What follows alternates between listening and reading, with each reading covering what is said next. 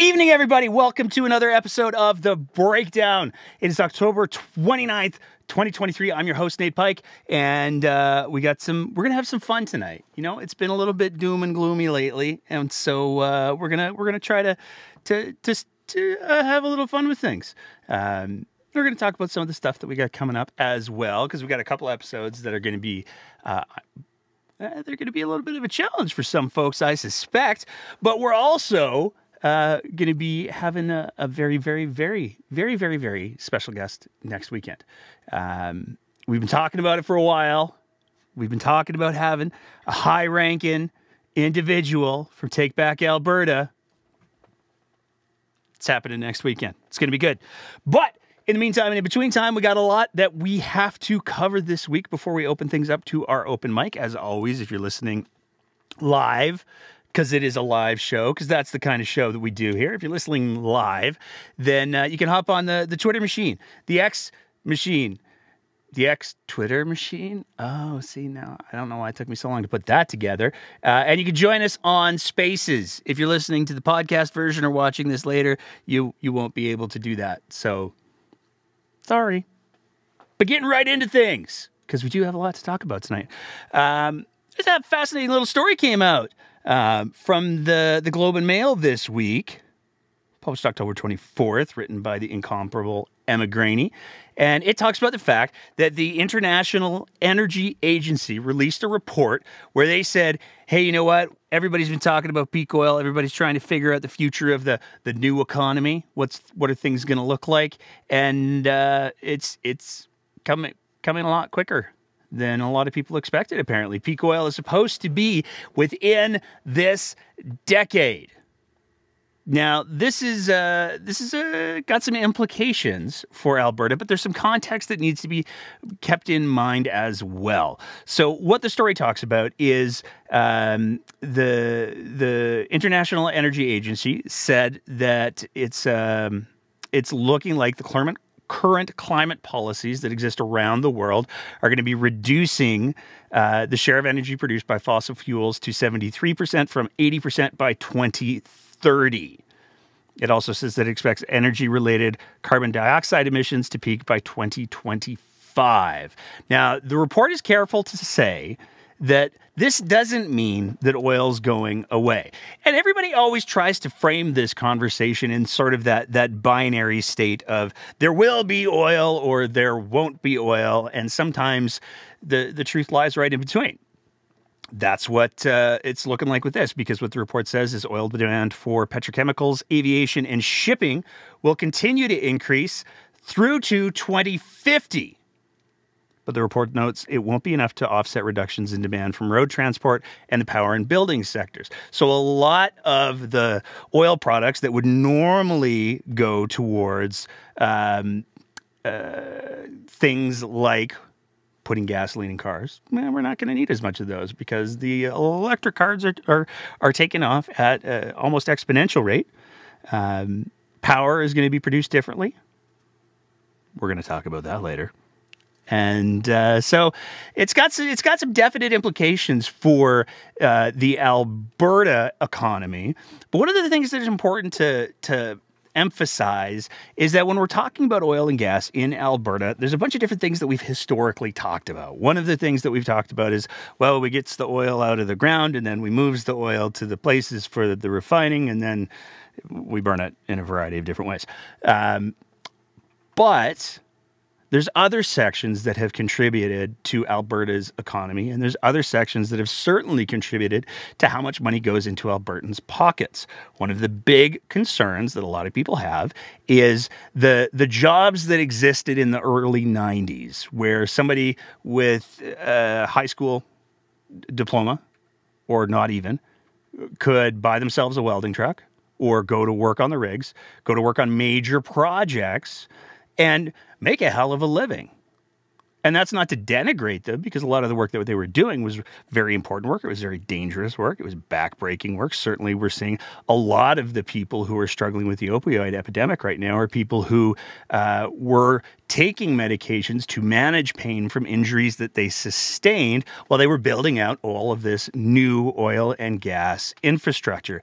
And that's likely one of the places where we're going to see Alberta really kind of feel it, because the odds of new major oil and gas projects being built are just dropping every day. And as much as there are some people who might want to wish the global economic realities away, they're not going to go away. And one of the other things that certainly has been highlighted by folks who have a much deeper knowledge of the subject is that one of the concerns that we have to watch with the Alberta economy is, while the argument is Canada's only responsible for 2% of global emissions, and that's technically true, but if you take a look at it per capita, it's more closer to 16. And then when you take a look at what provinces are the big emitters, it's Alberta. And with global fund managers, with global investment groups saying, hey, unless somebody's working to get towards net zero right away, we're not super interested in investing in those areas. We're not super interested in investing in those projects or those jurisdictions.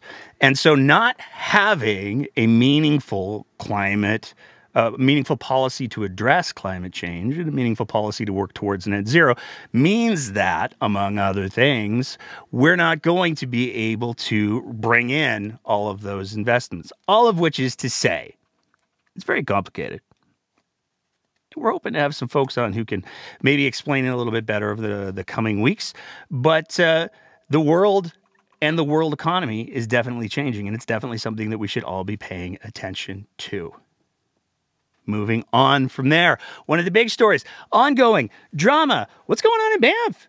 All of these areas, the Banff Centre, it's been having some problems. One of the big stories of the week had to do with the Banff Centre. And basically what's been going on in the Banff Centre is they've had personnel issues for going on quite a while now. The story broke this week that because of an ongoing harassment complaint that had been filed against Adam Waterous, who is a big Daniel Smith supporter and who also is the big advocate for the Calgary Banff rail line, because he's got some properties that he would definitely directly see some benefit from if there was a Calgary to Banff train.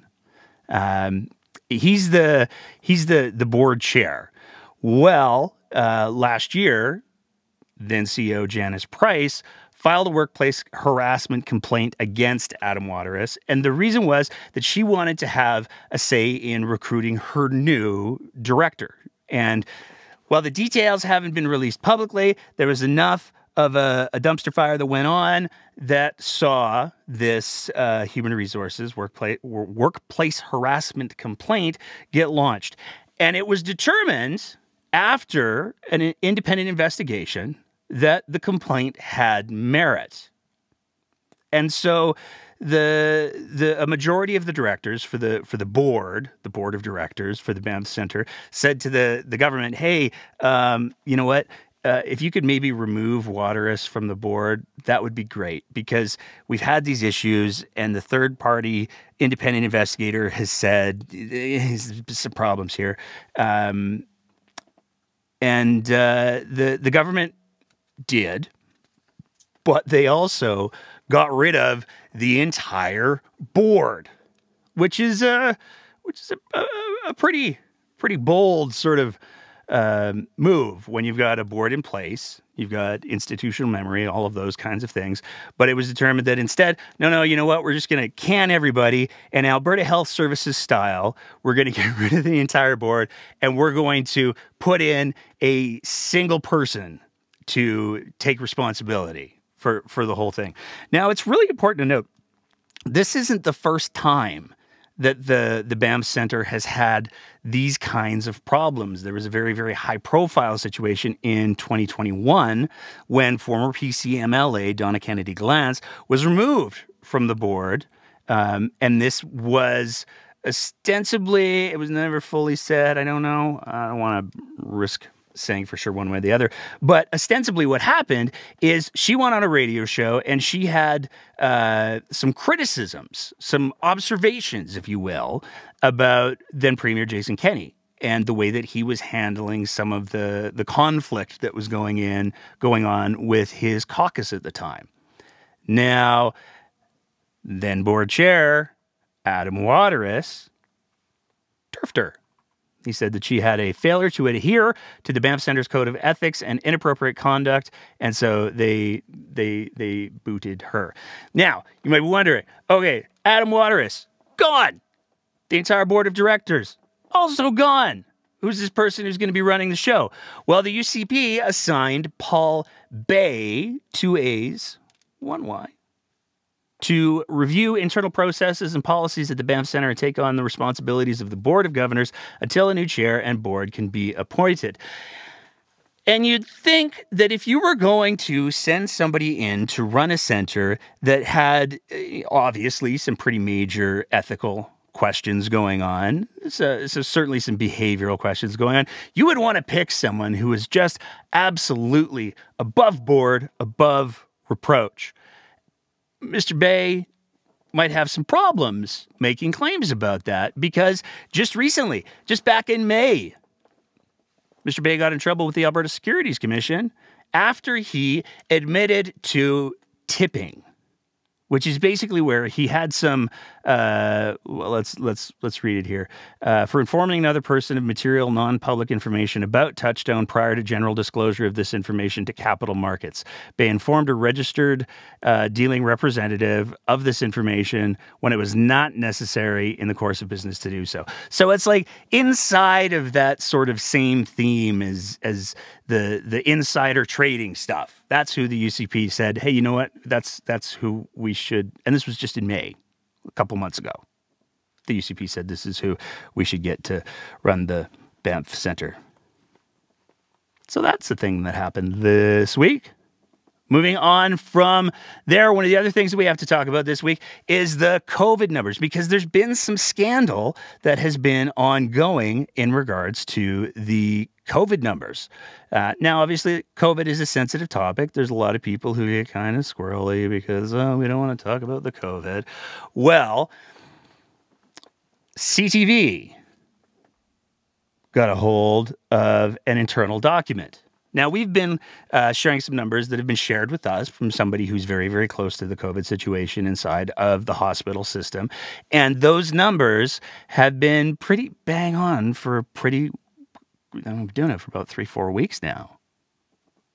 And CTV got a hold of a document that's able to demonstrate that the numbers that are going up on the provincial dashboard are not consistent with the numbers that are going on with Alberta Health Services, allegedly, internally. And the numbers are not great. So the data from the provincial dashboard for COVID for just the week of October 15th to October 21st, 925 new cases. The positivity is 17.8%. There are 341 COVID patients in hospital.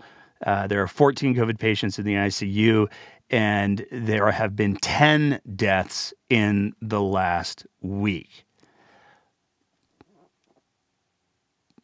So those are on their own. Those are some pretty numbers. But CTV has a document where they say, yeah, those numbers are actually, they're lowballing them. The numbers are low. And we can share tonight that based on the information that was forwarded to us from the person who's sharing these things from the inside, the numbers are actually significantly worse than what's been reported on that website. We've been forwarded information that on Wednesday, the number of COVID patients in the province of Alberta exceeded 1,000. This is the first time this has happened in quite a while. And to be clear, the numbers that we're receiving they're just from the DMs.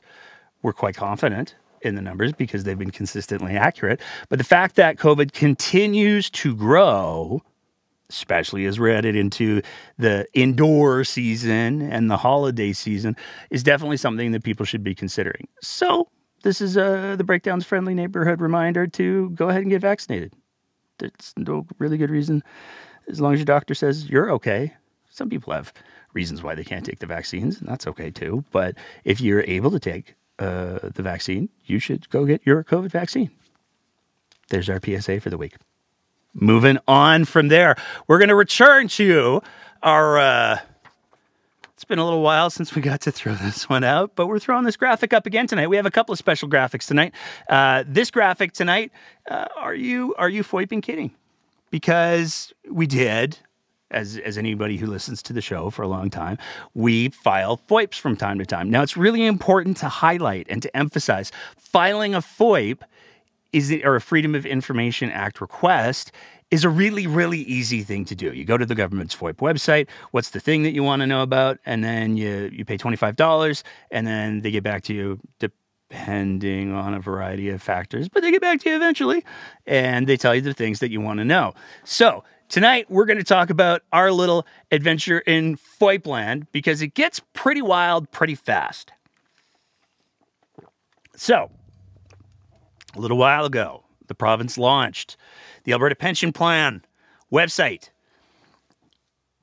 albertapensionplan.ca. And then there's the website with a bunch of garbage information on it. But here's the thing that one of our team wanted to know about. We got some creative people who work with us on the show, and one of the more creative, inquisitive folks thought, hey, I wonder what the deal is with that website. I wonder how long the government's been sitting on that website. And so they did what's called a who is inquiry. You can do this on pretty much any domain name provider. But this person did one on GoDaddy. And it got really interesting really, really quickly, because the creation date for albertapensionplan.ca, which means the last time on record that somebody registered the domain, was in July, not of this year, but of 2013.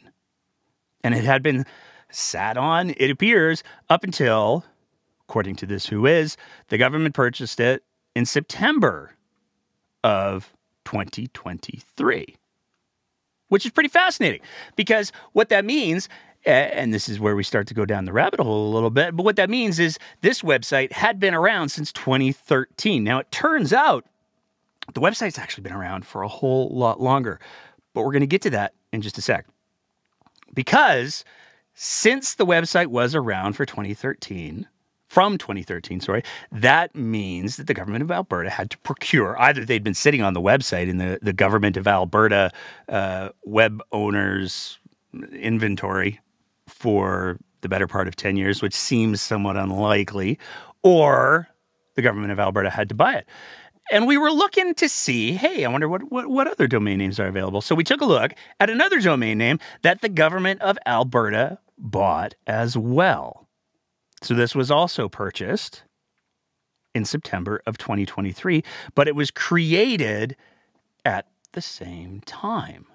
So what that means is the government of Alberta bought the web domain albertapension.ca as a brand new domain name. Now, why is this relevant? Because if you take a look at comparable domain names, if you want to go and just buy a domain name, let's say that you want to buy I don't know, the Breakdown AB sucks.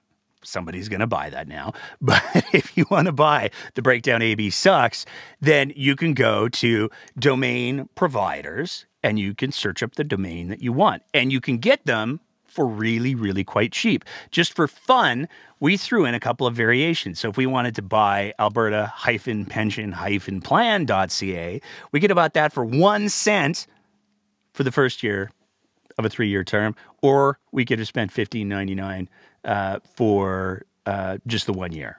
But that's $15.99. Same thing with albertapensionplan.com.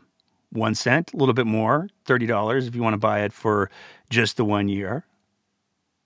But what this suggests to us is that albertapension.ca, which is the brand new domain name that was purchased by the Alberta government, only cost them $15, $20, which is a reasonable amount for a domain, because that's what the domains go for. But here's where things start to get really interesting, Because it turns out, using the Wayback Machine, that the Alberta pensionplan.ca history goes really far back. It goes back to 2007 and 2008. And that's when it was owned by an organization called the Alberta Residents League. And using the Wayback Machine, we were also able to take a look at, hey, who was on the board of the Alberta Residents League at the time of all of these things going on? And there's a bunch of names there. Now, there's an important thing that you need to know about the Alberta Residents League. That is the body that was created in order for the original authors of the Firewall letter. So this is the letter that said, hey, Alberta should do all of these things to protect ourselves. That's who created and who initially registered Alberta pensionplan.ca. But when we're taking a look at the list of the names, there was a couple that jumped out. There were a couple that were really, really familiar.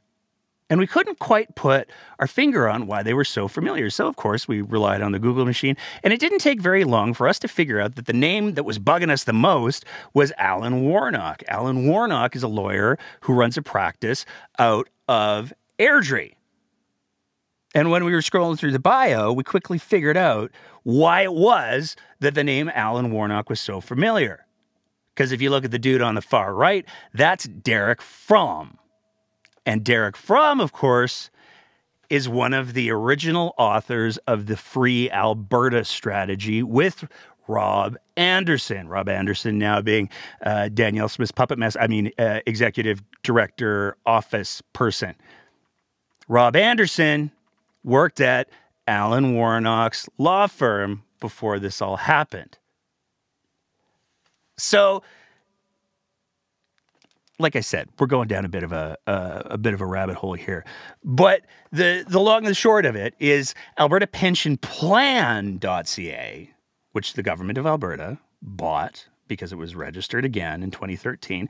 It appears that it was registered in 2013 shortly after the original owner of the domain passed away.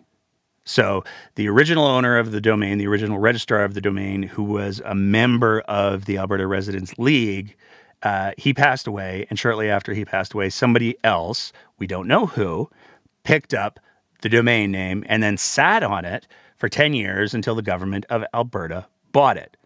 So this domain name has some legacy. It's got some history. And so we were curious, as we are, hey, what would happen if we FOIP'd that? What would happen if we asked, hey, government of Alberta, how much did you pay for that website address? And it didn't take very long, and we got a heavily redacted answer. If you're listening on the Twitter, the X Spaces, or the podcast, you can't see how much of this page is redacted. It's more redacted than words. But if we hop down to the section that includes the information that we went for the government of Alberta, who bought albertapension.ca for presumably $25, they paid $1,900 to get the legacy, the OG domain name, albertapensionplan.ca. They paid $1,900 for that, which is a lot of money. For a lot of people, $1,900 right now is a mortgage. For a lot of people, $1,900 right now is rent and then some. It's food for their families. And you can't help but wonder, especially given that from those Who Is reports that we threw up earlier, it looks like albertapension.ca was actually bought before albertapensionplan.ca. You can't help but wonder, why is it that the government of Alberta believed that wasting $2,000 to purchase a legacy domain name when they had a perfectly good one kicking around? What was the motivation? And perhaps one of the biggest questions that we don't have an answer to yet, we're going to be filing another FOIP later this week, though, is, hey, who got paid? Because somebody got paid very, very well for sitting on this domain name for 10 years. Moving on from there, we're going to talk about Take Back Alberta troubles. Oh, boy. Mr. Parker, he's got good reason to be angry this month. There's a lot going on in Take Back Alberta land. And we're going to talk about some of those things. There's Mr. Parker. So again, we've got a very exciting interview coming up next weekend. We're very excited for it. It's going to be a gooder. High-ranking TVA member. But TBA was back in the news again when Press Progress did a story where they got a bit of a exclusive interview with Mr. Parker where he updated everybody what was going on with Take Back Alberta. From the story, we're decommissioning the society because we're creating a federal not-for-profit so that we can have branches of Take Back Alberta all over the country. Parker told Press Progress, we've had a lot of interest in BC, Manitoba, and Saskatchewan. We're incorporating the new not-for-profit, and there's a board of 5 people on that. And then we have our normal system of 10 captains, 2 for each region. Presumably, some of them will be black belts, and others will be yellow belts and blue belts and white belts. That's a reference to Take Back Alberta's early days. According to public records, Take Back Alberta incorporated itself as a federal nonprofit on September 10th, 2023. Parker is currently listed as its only director. So good to have aspirations, I guess. But this is where the article took a bit of a turn, because Parker then went after some of the key people that he utilized to get Take Back Alberta where it is today. And this is where I get to say the name, because I love saying the name. We're going to talk quite a bit about none other than Marco van Hugenbos. This never gets old. Parker says Hugenbos was eventually asked to leave the group for later attacking Chris Kinnear on Twitter, a staffer in Smith's premier's office who works as director of special projects. There's a whole problem with Marco going rogue, Parker told Press Progress. If you're staring down jail like he is, it's going to mess with your head. You're a cornered animal. They did directly break the law, so I think he's up against that, and I think it really affected him, and then he started attacking Chris Kinnear, Parker said. You can't block borders, right? There's a big difference between what happened in Ottawa and what happened in Coots. But it turns out that Marco van Hugenbos is not the only person that Mr. Parker decided to target. Also canceled, from the story again, also canceled is Benita Peterson, who, like Parker, has been active in anti-LGBTQ plus actions throughout the summer. I've asked Benita to move on, Parker said. Like a lot of people in the freedom movement, she doesn't believe in structure or order, and we can't have people randomly going out and talking for Take Back Alberta as if they're speaking for the organization. Marco did the same thing, Parker said. But that's just the beginning, because Marco van Hugenbos also had some words of his own that he wanted to share. He released a couple of different statements that we were sent, apparently from the Take Back Alberta Telegram channel, which, in a fascinating twist, Marco appears to be the owner of, we're told, or he's the administrator of. So I guess they're going to need a new channel or something now that Marco's been turfed and David's running the show all by himself. But from the statement, got some strong words. The Press Progress article was a hit piece against organizers previously involved in TBA. These organizers gave hundreds of hours to TBA for no gain other than the benefit of the province. I mean, that's probably open to some debate. But on their own dollar and time, they traverse this province to host meetings and perform other TBA business. FYI, David has always been reimbursed for his works and travels. It goes on to say, his unhinged behavior and unstable communication style of late will further divide a party that needs to come together. He's a liability both to himself and Take Back Alberta. But that was just the start, because he then released a 2.5-page statement where he talked about all of the concerns that he had. He said, let the record state that I've never publicly mentioned Chris Kinnear, ! He says that the organization stabilized due to the efforts of captains and many others. The behavior of DP, presumably David Parker, started to change. He went back to singular decision-making, his communication style and rhetoric changed, and he started to incur debt again, only making me aware of expenses after the fact. He then goes on to talk about David Parker's involvement in nominations. Ruh-roh. pretty spicy stuff. It's up on our X. You can go find that. It's up on our X for anybody to read. I presume it's going to be in lots of other places in short order. But there's one particular piece of this response to David Parker that gets really interesting really quick. We're going to take a quick look at that. During the first week of the writ. So this was presumably Mr. Van Hugenbos is alleging that after the first week of the election, so the writ's been dropped, the election started, we're having election 2023 in the province of Alberta. During the first week of the writ, while members of the war room, party staff, government staff, premier's office staff, so when they're talking about the war room there, presumably they're not talking about the Canadian Energy Centre, they're talking about the political war room, continued to attack candidates that I was associated with. David alleged he got a call from the premier. Please ask Marco to step back from all campaigns. My response was, okay, please ask the premier to call me herself. She has my number. Am I that scary? David's response was, Marco, you know she can't talk to you, right? I agree that she shouldn't be talking to me.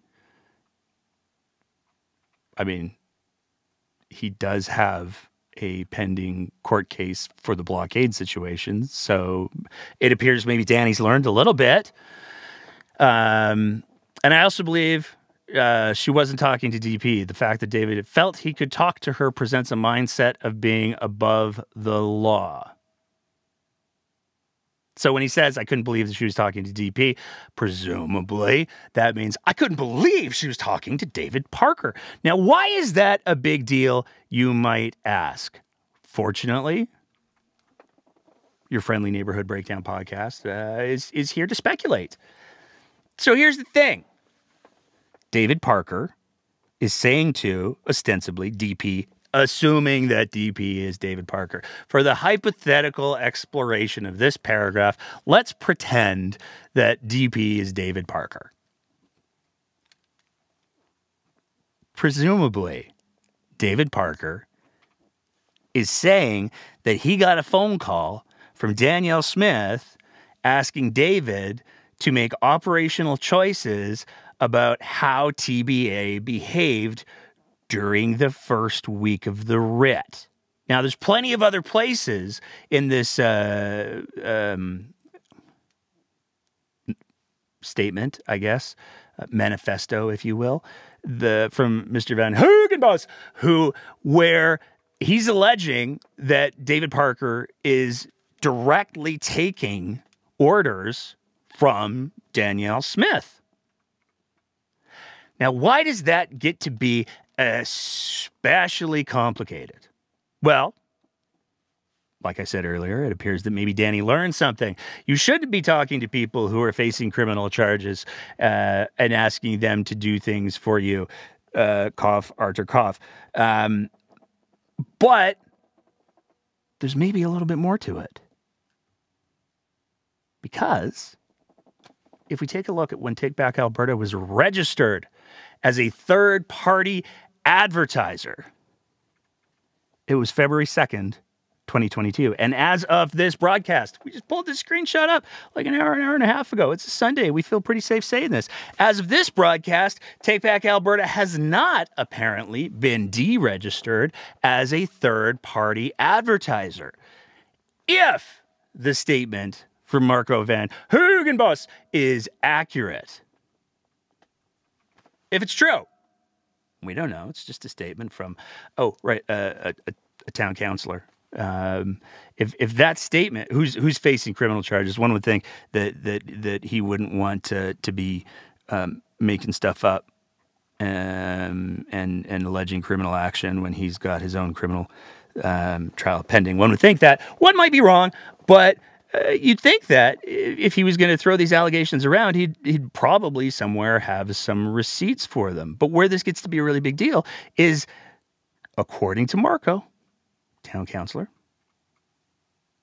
David Parker was taking direct orders from Danielle Smith about how Take Back Alberta should operate. Take Back Alberta was registered as a third-party advertiser during the election. There's got to be a word for that. I don't know what the word is. Interference? I don't know. Collusion? I don't know. That's probably up for someone with a law degree or an office at Elections Alberta to figure out maybe. I don't know. But the allegations that David Parker has been taking instruction from Danielle Smith instead of the other way around, which is what most people have been speculating, is pretty wild. The allegations that David Parker has been using Take Back Alberta as some sort of a vehicle for Smith to influence things outside of the political sphere is a pretty spicy little meatball Mr. Van Hugenbos has thrown down. But it's worth remembering all of this is coming from the sunny little town of Fort Macleod. And while I don't want to cast aspersions on the entire town, it is worth remembering that Fort Macleod is the same little place that that gave us the mayor of Fort Macleod speculating that burnt trees were in fact the sign that Hawaii didn't have a wildfire. No, it was not a wildfire. The only possible explanation was that it was space lasers. Yeah, it was space lasers. And his speculation was that it was not just space lasers. So this wasn't just... I told myself I was going to get all the way through this without laughing, and I just never can. It wasn't just space lasers. It was a terrorist attack. Maybe. So there's some pretty serious people in the town of Fort Macleod. Sorry, Fort Macleod. I don't know what to tell you. I guess maybe vote a little differently. Moving on from there, though, we're going to get into a little bit of kind of our main event before we get to our second main event. We ostensibly have two main events tonight. So we're going to talk a whole lot about the situation with the pension program, the upcoming legislative assembly agenda, because that kind of dovetails into it. And then we're bringing back for 2 weeks in a row. We've even got a graphic this time. We're working on a video for next week of stuff Danny says. Or stuff Smith says. I'd have to double check what was on the graphic. But we got a bunch of that coming up. So, getting right into the pension. The Ontario Minister of Finance issued a letter where he made it very, very clear that he's another heavy hitter in Canada who's saying, hey, you know what? This pension plan of yours, I'm not a really big fan of it. It was very carefully worded. I have the greatest respect for Alberta. The province, its people, and economy play an incredibly important role in Canada's success, and particularly our government has been proud to stand in support of Alberta's energy sector and will continue to do so. While we will always maintain our respect for Alberta, our government firmly supports the CPP and shares your serious concerns, because this was written to the Honourable Chrystia Freeland. So we have a Conservative finance minister saying, hey, Chrystia, I'm 100% with you on this. Shares your serious concerns with Alberta's proposal to withdraw from it. The CPP's greatest strength is its pan-Canadian approach that provides stability for workers and their families so Canadians can be sure to have a reliable retirement plan no matter where they live, work, or choose to retire. At a time when economic challenges are putting pressure on household budgets, the people of Ontario and Canada should not have to worry about the security of their retirement savings or the possibility of costly increases to contributions. He then goes on to ask for a ministers' meeting to get this whole thing sorted out. There's nobody except for the people who are directly tied to the Danielle Smith campaign who is coming to the table with any sort of administrative background or financial background or economics experience who has said, no, this sounds like a great idea. Go for it. There's a couple people who have written some columns, and we're going to talk about them in just a sec, but there's a bunch of people who have said, hey, nah. One of them is none other than renowned economist and constitutional law scholar Andrew Leach. He tweeted out earlier in the week on the 25th. The Fraser Institute, in advocating for an Alberta pension plan, could only stomach analysis based on Alberta getting 16.4%, which is, and I've checked with people who do math, less than 53% of the CPPIB accumulated assets. Let's not pretend the LifeWorks number is the only number out there, okay? Now, we took a look at that report, that Fraser report bulletin, that went through how Albertans are treated so unfairly with the CPP. It used the CPP as a case study. And there's one particular section that we really wanted to highlight because it kind of cuts right through despite the fact that it goes on to make other, I would argue, stupid arguments, it cuts right to how is it that Danielle Smith and the UCP and the people who are advocating for an Alberta pension plan, how is it that they can say that Alberta is overpaying? And the long and the short of it is they're manipulating the words and the reality. But let's not take it from the Hack podcast host. Let's take it from the Fraser Institute. What do they say? In 2017, Alberta workers represented 16.5% of the total contributions to the CPP, while Alberta retirees consumed 10.6% of CPP expenditures. This resulted in a net contribution by Albertans to the CPP in 2017 of $2.9 billion. Over the last decade, 2008 to 2017, Alberta's made a cumulative net contribution of $27.9 billion to the CPP. Alberta's disproportionate contributions to the CPP and other national programs happen largely because the province has a disproportionate share of the country's working age population, a higher employment rate for people of working age, and higher average earnings than the rest of the country. So let's be clear. The entire argument that Alberta overpays isn't based on anything other than the fact there are more young people who are paying for their own pension. It's not Alberta's. There are more young people who are paying for their own pension with the CPP than there are in other provinces. There are fewer old people in Alberta who are collecting CPP benefits than there are in other provinces, mostly because they make a lot of money when they're younger and they get to retire somewhere else. But that's it. That's the whole thing. The whole argument is predicated on the fact that there are more younger people who are contributing to their own CPP fund, saving for their own retirement, which they'll get, than there are in other provinces. That's it. That's how Alberta is overpaying. We have more people who are eligible to pay in than we have who are eligible to withdraw. But it doesn't change the fact that each one of those people is paying into their own pension plan that's individual to them. It's not a provincial thing. These are individuals paying into their individual pension plan. Now, the money does get pooled and turned into investment so that there's the fund can grow, but it doesn't change the fact that all of those young people who are disproportionately paying into the pension plan right now are going to presumably age, and when they do, they'll get their own pension returns. And this is one of the fundamental flaws of the Alberta pension plan, because if it doesn't stay that way, if younger people don't continue to stay in Alberta at a disproportionate rate to the older people who are taken off to presumably warmer, I don't know, less bigoted places. If that ratio changes in any way, Alberta has a really big problem. This is something that's been highlighted by economists who actually know these things. This isn't my opinion. This is the math that's been done by people like Andrew Leach, by people like Trevor Tombe. These are the risks that Alberta would be assuming if Alberta did take on a pension plan. But speaking of the Fraser Institute, you know, one of the lines that we keep hearing about the Alberta pension plan is the LifeWorks report. Not LifeMark. That'll get funnier as we go through the show.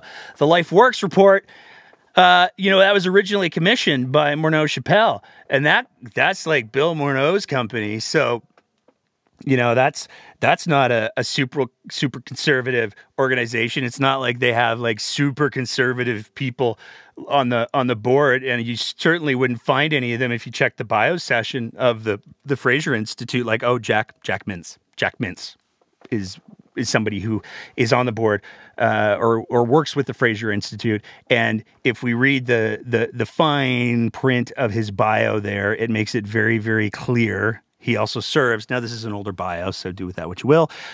He also serves on the boards of Imperial Oil Limited and, drumroll please, Morneau Chappelle. Now it's worth noting, as much as folks like Danielle Smith and David Parker like to say, Morneau Chappelle, that's Bill Morneau's company. Bill Morneau was elected in 2015, and he stopped being the CEO of that company.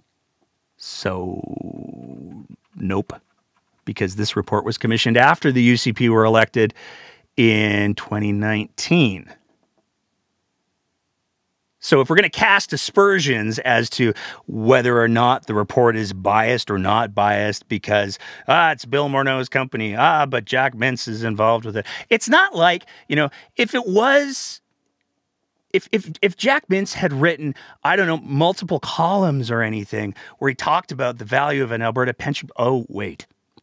Oh, dear. Here we go. And these are both since the debate started. On October 6th, 2023, Jack Mintz, Alberta taking half of CPP assets is a reasonable place to start. September 20th, 2025, Jack Mintz, 2023. It's the eyesight. Jack Mintz, an Alberta pension plan would be entitled to half of CPP assets. So clearly, Jack Mintz, who according to the Fraser Institute was on the board for Morneau Chappelle, has some very strong feelings about an Alberta pension. But what about when it comes to other provinces? Have you ever expressed he has expressed some opinions about the other provinces. When Ontario was talking about a pension plan, what was Jack Mintz's response? We don't need a big fat pension plan in Ontario. When it comes to retirement, most people's main concern will be, will I have enough money? Economist Jack Mintz, President's Fellow of the School of Public Policy at the University of Calgary, says many Canadians are doing well in terms of saving towards their retirement goals. He told BNN's Greg Bonnell that Ontario's new retirement pension plan is harebrained, and this is why. I don't think the current approach in Ontario is the right one, said Mintz in an interview on BNN. We don't need a big fat pension plan in Ontario in order to force many people into savings that they don't really need to have.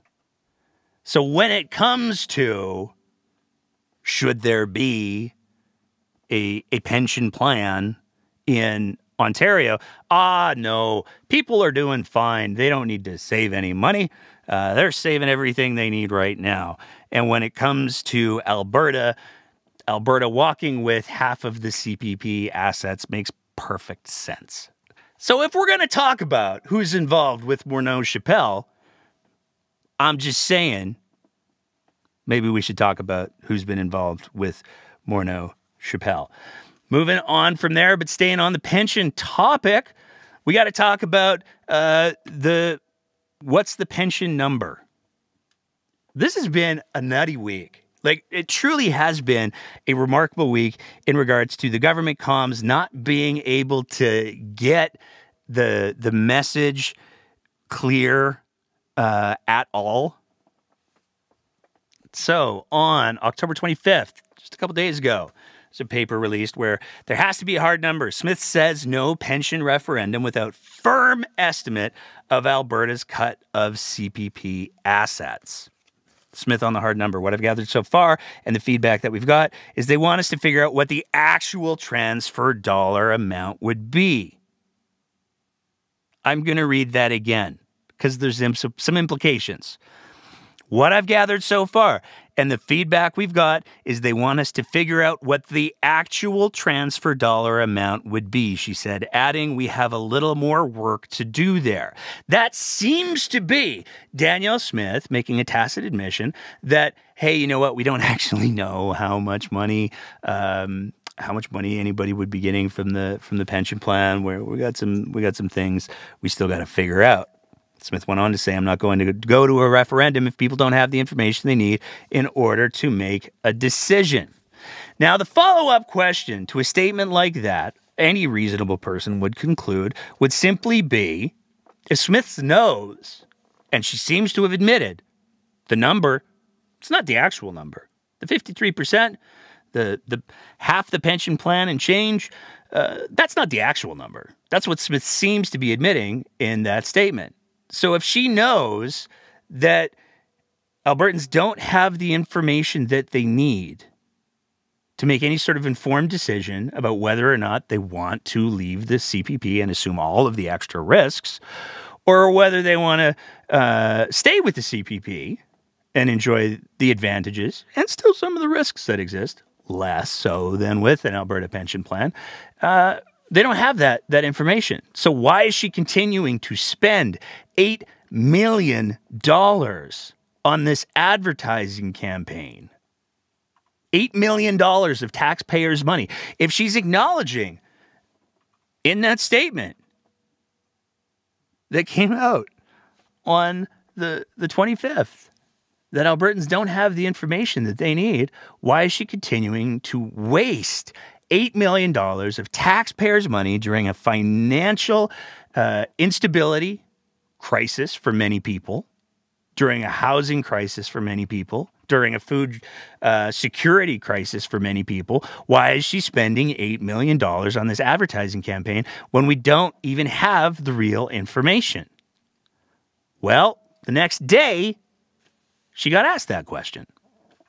Now to the bidding panel and the ad campaign that you have with certain numbers touting the numbers that are no longer the numbers that we're hearing. Like there's no change in the numbers. Well, you said yesterday that you would look at refining the numbers before No. What I've said is we've done our interpretation.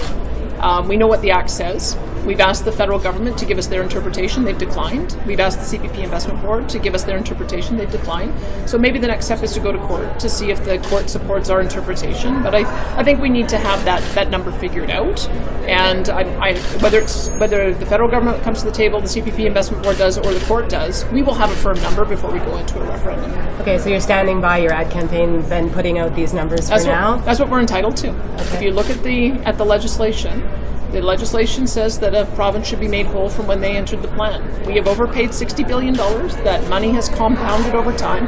We're entitled to 53%, which is $334 billion. So if they have a different calculation or a different interpretation, we'd love to hear that. And it's up to them to come back to us with that. Thank you. We are still waiting for them to see what they think is wrong with our interpretation of the Act. They have not responded to us. But are you willing to move off your number? I'm waiting to see if they're going to respond to us. And if they don't, we'll have to go to court to get a court to tell us what the number is, because Albertans want to know what the number would be. And there's an important reason for that, because the amount of the asset transfer will then determine how much we can reduce premiums, or it will determine how much we can increase benefits. People need to know that before they vote. I mean, I every time I watch that, I'm just speechless. There's so much to unpack. So the day before, Smith had said, hey, you know what? We need to find out the actual number because Albertans deserve to know what the actual number is. And then in the space of just a couple of minutes, when asked, hey, what about this advertising campaign? She turns around and says, oh, the numbers are the numbers. They're accurate. That's what we're entitled to. And then from there, turns around and says, well, you know, we got to get this figured out. Albertans deserve to know what the actual number is. If we have to go to court to determine if our assessment is correct, we'll do that. But Albertans absolutely deserve to know what the final number is actually going to be.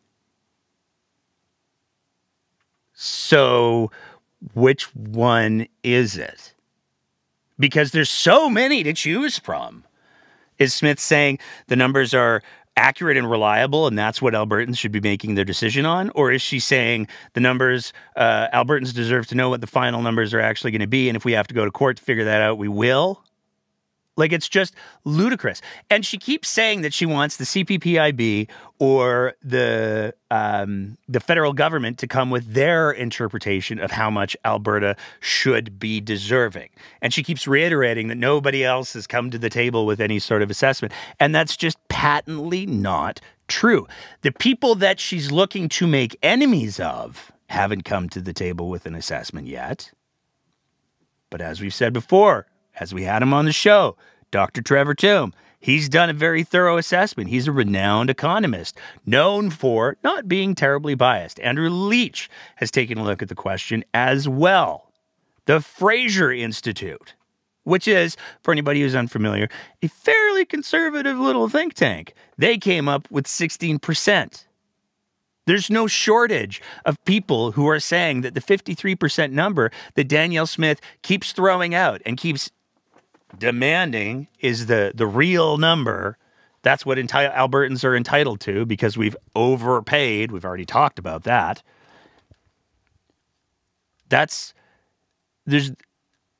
Which position is it?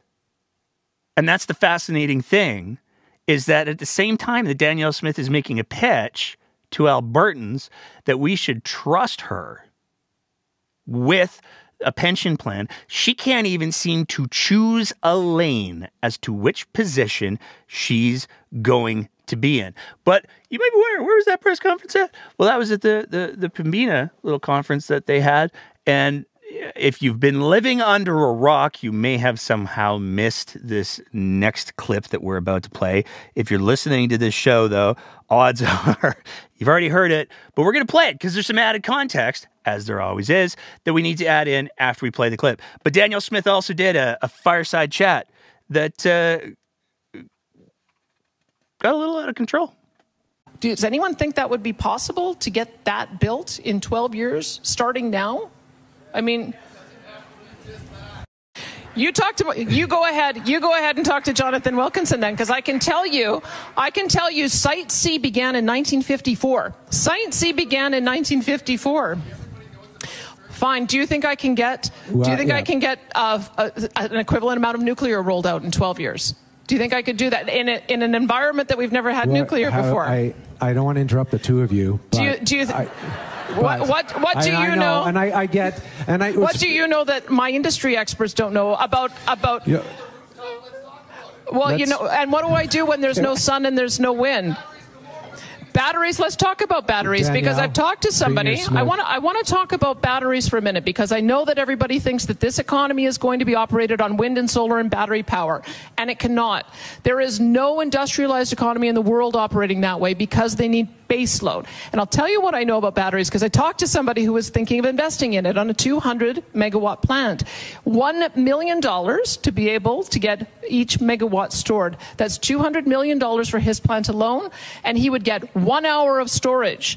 So if you want me to have 12,000 megawatts of storage, that's $12 billion for 1 hour of storage, $24 billion for 2 hours of storage, $36 billion for 3 hours of storage. And there are long stretches in winter where we can go weeks without wind or solar. That is the reason why we need legitimate, real solutions that rely on base load power rather than fantasy thinking. And I am not going to engage in fantasy thinking and say something is possible when I know that my principal job... I think we need to stop. My principal job is to have a reliable energy grid. That's what I'm trying to do.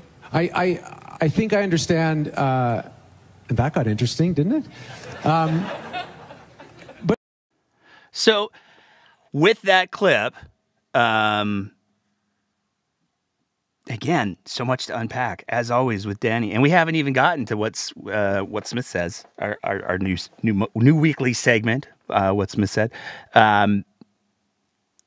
It's fascinating that somebody who claims that they're interested in listening and somebody who's interested in consultation has the opportunity to have some conversations with people in the room who are there because they are concerned about climate change. They're concerned about the effect of climate change. They're concerned about the economic impacts of climate policy. They're concerned about all these things. These are people, you don't just walk off the street into a Pembina conference. That's not a thing that happens. So these are people who are very, very engaged. And rather than have a conversation, Danny wanted to show how well she's learned her talking points and shout down somebody who was trying to bring a different perspective. Now, she went on to talk about, these large scale, we'd have to have all of these massive battery complexes built. And that's not what the gentleman in the question was talking about. There was a follow-up news report shortly after that where it made it very, very clear. A quote from the story. Powers also said the premier had misunderstood what he meant when he shouted about batteries. He wasn't talking about industrial scale battery storage on the province's power grid, but rather small scale battery storage in individual homes, which makes a whole lot of sense. Because if you have people that are putting solar up on their roofs, as more and more people are, if they are able to tie in some kind of a storage system, it doesn't have to be 1 megawatt. It doesn't have to be that. It can be enough to keep them running for 6 hours, 12 hours, however long. There's some amazing battery options that are out there. And that's what this individual was talking about. But rather than take the time to try to listen to him, Danny wanted to show just how well she knew her talking points and how well she'd memorized the things that she'd been told, and instead shout this gentleman down rather than engage in a productive conversation. Moving on from there, we got to talk about the legislative session that's coming up right quick here, because there's a lot that's going to be going on. We had House Leader Joseph Chow. He came out and he talked about the legislative session. He got a couple questions about the pension situation, and his answers were a little bit revealing. Will this be a piece of legislation that will be introduced to say that, or a motion? What will actually be done in a very concrete way towards an Alberta pension plan in the session? So exactly what I just said. So any move towards an Alberta pension plan could not be done without the approval of Alberta citizens via referendum. So it's really enshrining in legislation our intent to put this question to Albertans. Said the quiet part out loud there. It's really enshrining in legislation our intent to put this question to Albertans. Now, there's some folks who have been speculating it's not actually going to come to a referendum, is it? Yeah, it's really kind of looking like it is. Not only have we had Smith make several slip-ups in regards to the referendum, we've had Jim Dinning make several slip-ups in the town halls that have been held already, where they've talked about the fact that there's going to be a referendum. And here we have Joseph Chow saying our intent to do a referendum. But that's not all he had to say about the pension question. On pensions again, the Premier said she wants a hard number before putting this to a referendum, even if that might mean a court battle. It could be a long way down the road. Why is it important to bring that legislation forward? I think it's important to make it very clear to Albertans that should we move forward with a pension, it's going to be with their support via referendum. So putting in legislation just strengthens our case that we do want to hear from Albertans. We are currently consulting Albertans on this and making sure they have all the relative information. It's their pension, and they're going to have a strong say in that. They're going to have the say in that. But it's important to have all the information, so when they make a decision, it's fully informed. There's 3 or 4 bills we've heard coming forward next week. Might this be one of them, the pension? It is, yes. So again, we're back to which one is it? Do we have the hard numbers or not? We still don't know definitively what the numbers are going to be for this little pet project. And it seems like everybody who's involved with the conversation on the pro side kind of sort of knows that already. They just don't want to fully acknowledge the fact that the LifeWorks report appears to, let's go with, have some flaws. But that's not the only thing that came up in the briefing. It was a very short little press conference, but it's not the only thing that came up in the briefing that Albertans probably want to pay particularly close attention to. There was a little bit of a good news, bad news situation in regards to the forced treatment that Danielle Smith campaigned on. confirm if your party's moving forward with the proposed Compassionate Intervention Act, and if not, why this fall? So this fall, no. We are moving forward with the Opioid Cost Recovery Act because we do feel strongly that Albertans stuck in the cycle of addiction deserve support, and any compensation that would be going to supporting Albertans stuck in the cycle of addiction. But with regards to the compassionate intervention, there's no legislation this fall for that, but it's a very important piece of our government's, the Alberta model going forward. So when we're talking about the compassionate intervention, as they're gently phrasing it, what they're talking about is somebody, a panel in some cases, obviously we don't know the ins and outs and the specifics, but what they're talking about is the ability for the government to say to someone, hey, you know what? We don't like you using those drugs. And so what we're going to do is we're going to forcibly take you against your will to a treatment center where we're just going to treat you so hard. There's just going to be so much treatment that you are somehow going to decide, yes, you are interested in doing all of the work. Now, we've had conversations with folks over the last year because this has been an ongoing topic that keeps coming up. And we've had some conversations with folks who know about addictions. They have not only lived experience with opioid addiction and other forms of addiction, but they also have lived experience with treatment and effective treatment. And universally, every single one of them has said forced treatment won't work. Period. End of sentence. And in fact, when you take a look at what the outcomes are in areas where forced treatment is an option, they're worse. Now, this also comes at a time where we are literally less than a week away from the UCP AGM, where they're going to be voting on a policy to defund supervised consumption sites, which do work. Not only do supervised consumption sites keep people alive, but they also have some really positive impacts. They have a net negative effect on the number of needles that are in the community, which is to say there are fewer needles in the community because of supervised consumption sites than there are without those supervised consumption sites.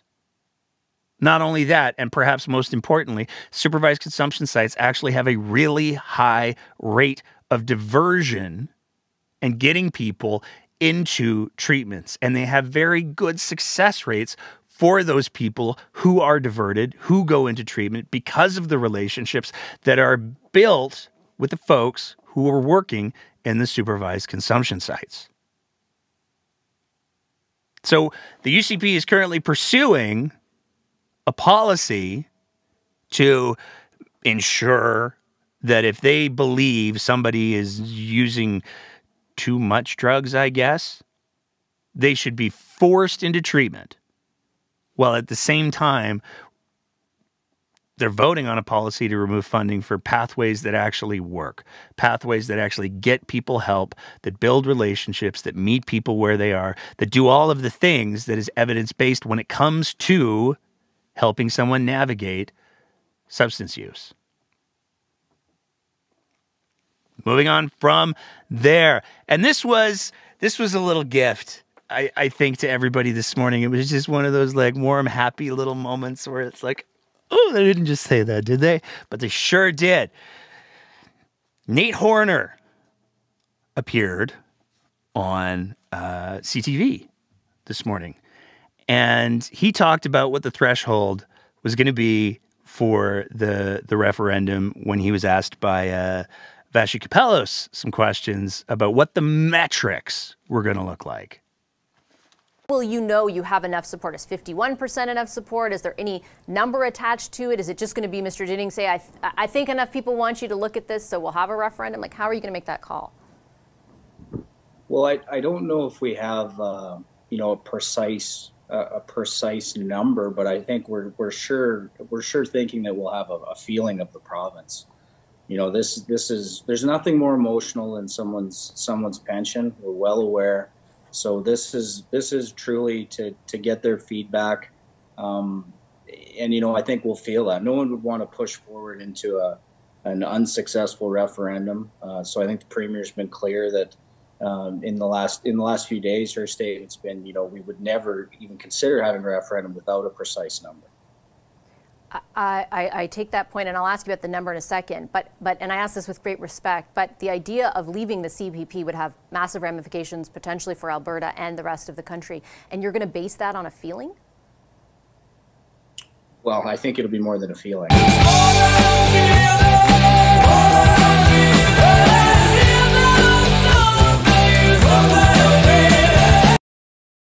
I begin dreaming. Got to be a little bit more than a feeling, but that's there's no benchmarks, there's no targets. We haven't figured that out. We're spending $8 million of taxpayers' money on this advertising campaign, on this consent manufacturing program. But we don't have any benchmarks to determine whether or not we'll go to referendum. We don't have any empirical evidence as to whether or not we'll go on referendum. It's absolutely wild that this is how the government of Alberta is choosing to spend Albertans' money and engage with Albertans right now. It's just, it's absolutely wild. Moving on from there, got a couple more topics we're going to talk about, really just one, and then we're getting into our Stuff Smith Says segment. You don't want to miss that. We're going to talk again about the Tylenol situation in the province of Alberta. Some of you might remember, we've been talking about it for a while. We've had Ziad Fazel on a few times to talk about what he's been able to unearth about the dumpster fire of the Tylenol. Back in December, Danielle Smith decided she was going to make some waves, calamity, by spending upwards of $100 million on taxpayers' money to get a company that didn't actually make the product that was being sought to make children's acetaminophen, which is the chemical name or the generic name for Tylenol, as well as children's ibuprofen, because there was, in September, October, November, a shortage of children's pain and fever medication. Now, it's important to highlight here, hospitals had not expressed that they were experiencing any kind of a shortage. This was a consumer shortage more than anything else. That being said, Danielle Smith made the announcement that she was going to spend $80 million to get Atabay Pharmaceuticals, which is a company that makes the precursor. So, and we've talked about this on the show before. The idea is it's like going to a car parts company and ordering a Miata. They could probably put one together given enough time because they've got all the parts, but it's going to take a while because they don't generally sell Miatas. Atabay didn't sell children's acetaminophen or ibuprofen in the formulation that the province of Alberta needed in order to get it into the country. That's just what it was. But Danielle Smith said, you know what, it's not a problem. We're gonna make this work. And she also made a couple other promises at the time because they had to do a minimum order. And it was a lot. It was 4 million bottles, which is a lot of bottles. And so she said, you know what? It's cool, though. Some of you might be thinking, oh, what are we going to do with 4 million bottles of Tylenol? It's cool. All of the other provinces are going to want it. It's going to be the best stuff ever. This is like Teletubbies, man. People are going to just eat it up. And then none of the provinces did. Well, some more details came out. Only 30% of the 5 million units of medication paid for by the province was ever shipped to Alberta, and even less has actually been used. Reading from the story on the screen now. The first shipment of 250,000 bottles of acetaminophen authorized by Health Canada for hospital use only. That's important. It's really important because the first 250,000 bottles that were shipped to the country were shipped only for hospital use. Now, again, the shortage that most people were experiencing wasn't in the hospitals. It was with all of the product that they were trying to buy at the pharmacy. It arrived 6 weeks after Ms. Smith's announcement on the deal on December 6, 2022. 6 weeks after December 6, 2022. That gets to be important in just a second. Alberta Health Services spokesperson Carrie Williamson said only 9,000 of those 250,000 were ever distributed to hospital pharmacies before AHS in July, May, June, July. Okay. Ordered its staff to stop using the weaker strength product because of the domestic supply had stabilized. Mr. Williamson said in his statement that $70 million was paid up front without having the product. We paid $70 million in one shot up front to Atabay for product, and approximately $4 million has been spent on freight and distribution costs. Government officials estimated in March that the deal would cost Alberta taxpayers a total of $80 million. Health Canada says now it would not consider applications from Alberta to bring in the remaining 3.5 million bottles of foreign medication unless a critical shortage reoccurs. So let's just be clear. We've gotten 250,000 for hospital use only, of which only 9,000 were used. We've gotten another 250,000 that was for consumer use. So you could go to your pharmacy and you could buy it. We paid $70 million up front. And we don't have a pathway to getting in the other 3.5 million bottles that Albertans paid for unless another crisis occurs. And the reason why Health Canada is saying that is because there were continual problems with the product. First, the labels were wrong. The bottles were glass. The labels weren't bilingual. There were all sorts of problems with this product, to say nothing of the fact that the dosing of the product is different than every other formulation you can get in Canada for kids, ibuprofen or acetaminophen. We can't even get into the country the 3.5 million bottles that we paid for up front. And this is from the government that is now asking Albertans, hey, how would you feel if we took all of the money that you've been paying in to the Canada Pension Plan and we brought it back to Alberta, added a bunch of extra risks, and then you just trust us to manage it responsibly? Danielle Smith spent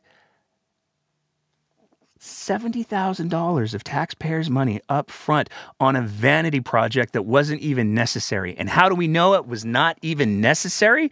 Because at the beginning of January, on January 18th, roughly a month after Danielle Smith made this announcement, the supply chain had corrected.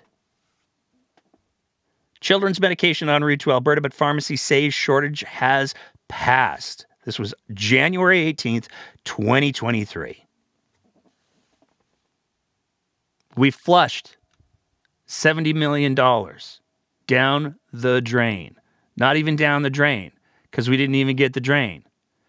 We gave $70 million away.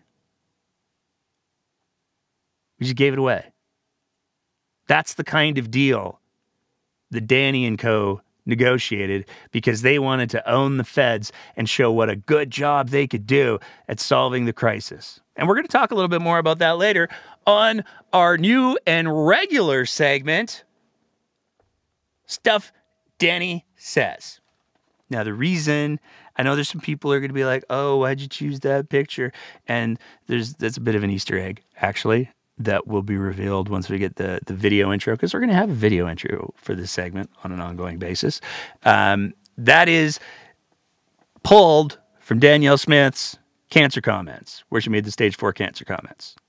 So it's not like we went hunting. We deliberately went and pulled an image from when she was saying that if you get stage 4 cancer, it's your own fault. You weren't proactive enough. But let's get into it. Let's get into the stuff that Danielle Smith said this week. And we had an episode yesterday of Your Province, Your Premier. And I mean, thank God that they're only every 2 weeks now. But wow. Did yesterday go sideways on Smith in a big way. And also she said some things. But the first clip that we want to play, just to show you how much bullshit they're able to pack into the Danielle Smith bullshit hour. That's what we're going to call it. I'm not sure. Your Province, Your Premier, I think is what it's actually called. We're going to call it the Danielle Smith bullshit hour going forward. We're going to play a clip where she was asked specifically about the Tylenol. Will you go on the record and apologize to the people of Alberta for wasting in excess of $80 million on the weak, unused painkillers you purchased? You know, I think people have to remember what was happening at that time because we had a lot of supply chain problems. No one knew when we were going to get children's Tylenol, children's ibuprofen. There were, when you have a high fever of a very young child and you can't bring it down, it can cause a serious harm to that child, even death in the worst cases. Mums were going on to Facebook pages talking about how they would be able, whether they could find some and whether they could swap it. People were going pharmacy to pharmacy. People were actually going to the U.S. and Mexico and bringing back product. And so that's the environment you have to remember we were in. I was asked to do something, and we did. We found another supply. We brought it in. We alleviated the crisis, and now we still have a contract open with them for how we might be able to continue to fulfill that contract on other services. But you know what? People expected me to act, and I did. So again, as always with Danny, there's a lot to unpack there. It's worth noting, when Danielle Smith made the announcement, there was already word that the supply chain crisis was in the process of resolving and would be resolved soon. As we saw from that January 18th news report where pharmacists were saying, yeah, you know what, we got the stuff now. It's no big deal. It's cool. That was before any of the Danielle Smith product hit the shelves of any pharmacies, to be clear. So, did she alleviate the crisis? No. Did the $70 million of taxpayer money that got wasted alleviate the crisis? No. But there's some other things that she's saying in there that are just patently false, as has been addressed by multiple physicians who work in children's emergency rooms and pediatricians. Fever doesn't cause death. The worst thing, and it's scary to be sure, the worst thing that can happen with a fever is that the kid may experience something called a febrile seizure, or a seizure that's brought on by a very, very quick spike of a fever. And those are very, very scary, but they're not in and of themselves life-threatening. They usually self-resolve. So for Danielle Smith to say, kids were going to die left, right, and center like little apples falling from trees is unmitigated bullshit. And she didn't bring it in time. In fact, she didn't bring in the vast majority of what she ordered because, again, 250,000 bottles that were brought in were only for hospital use. Of that 250,000, only 9,000 have been used.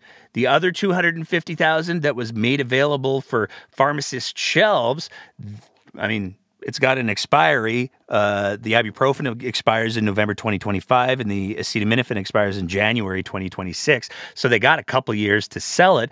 But as many people pointed out when she first ordered it, who's going to buy the off-brand Turkish stuff with the inconsistent dosing when compared to all of the other products on the market? Who's going to buy that when they can buy the cheaper regular brand stuff that they're used to and that they trust?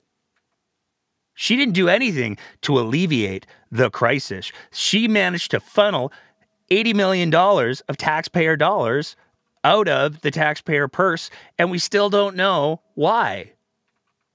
Other than it was another Danielle Smith Vanity project. But it quickly turned to questions of the pension, and in particular, questions on the flawed survey.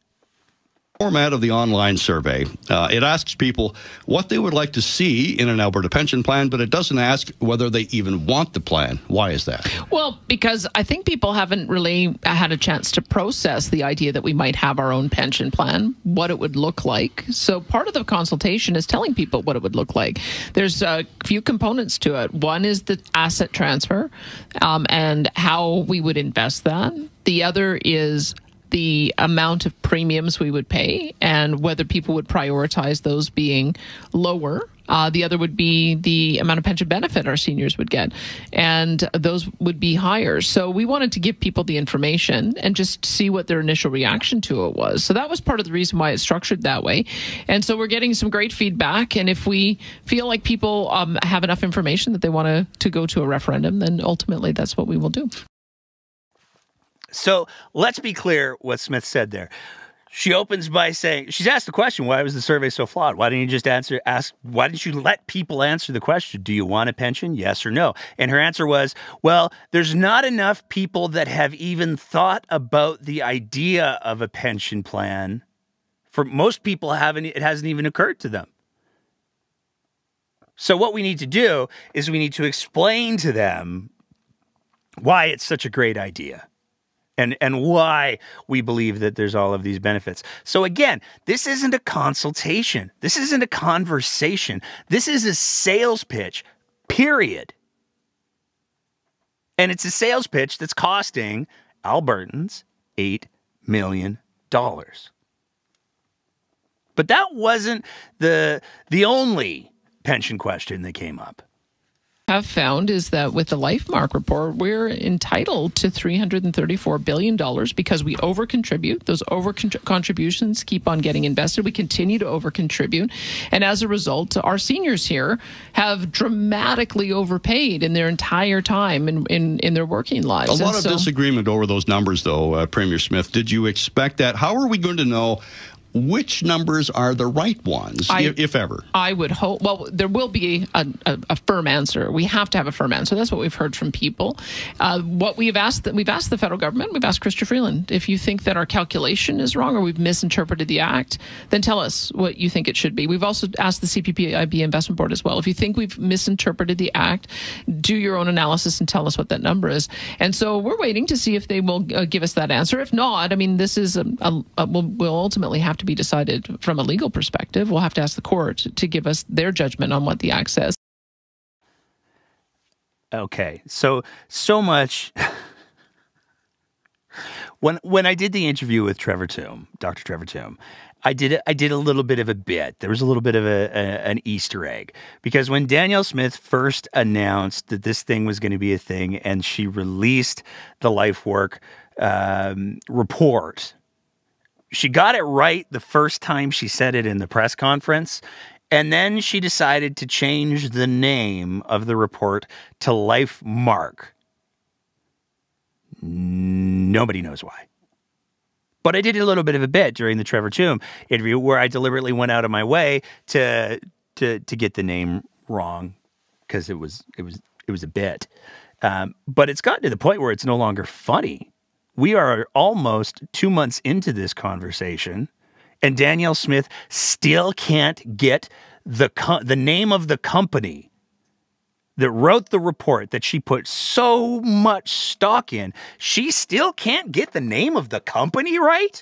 This is the world that we live in? It's absolutely wild.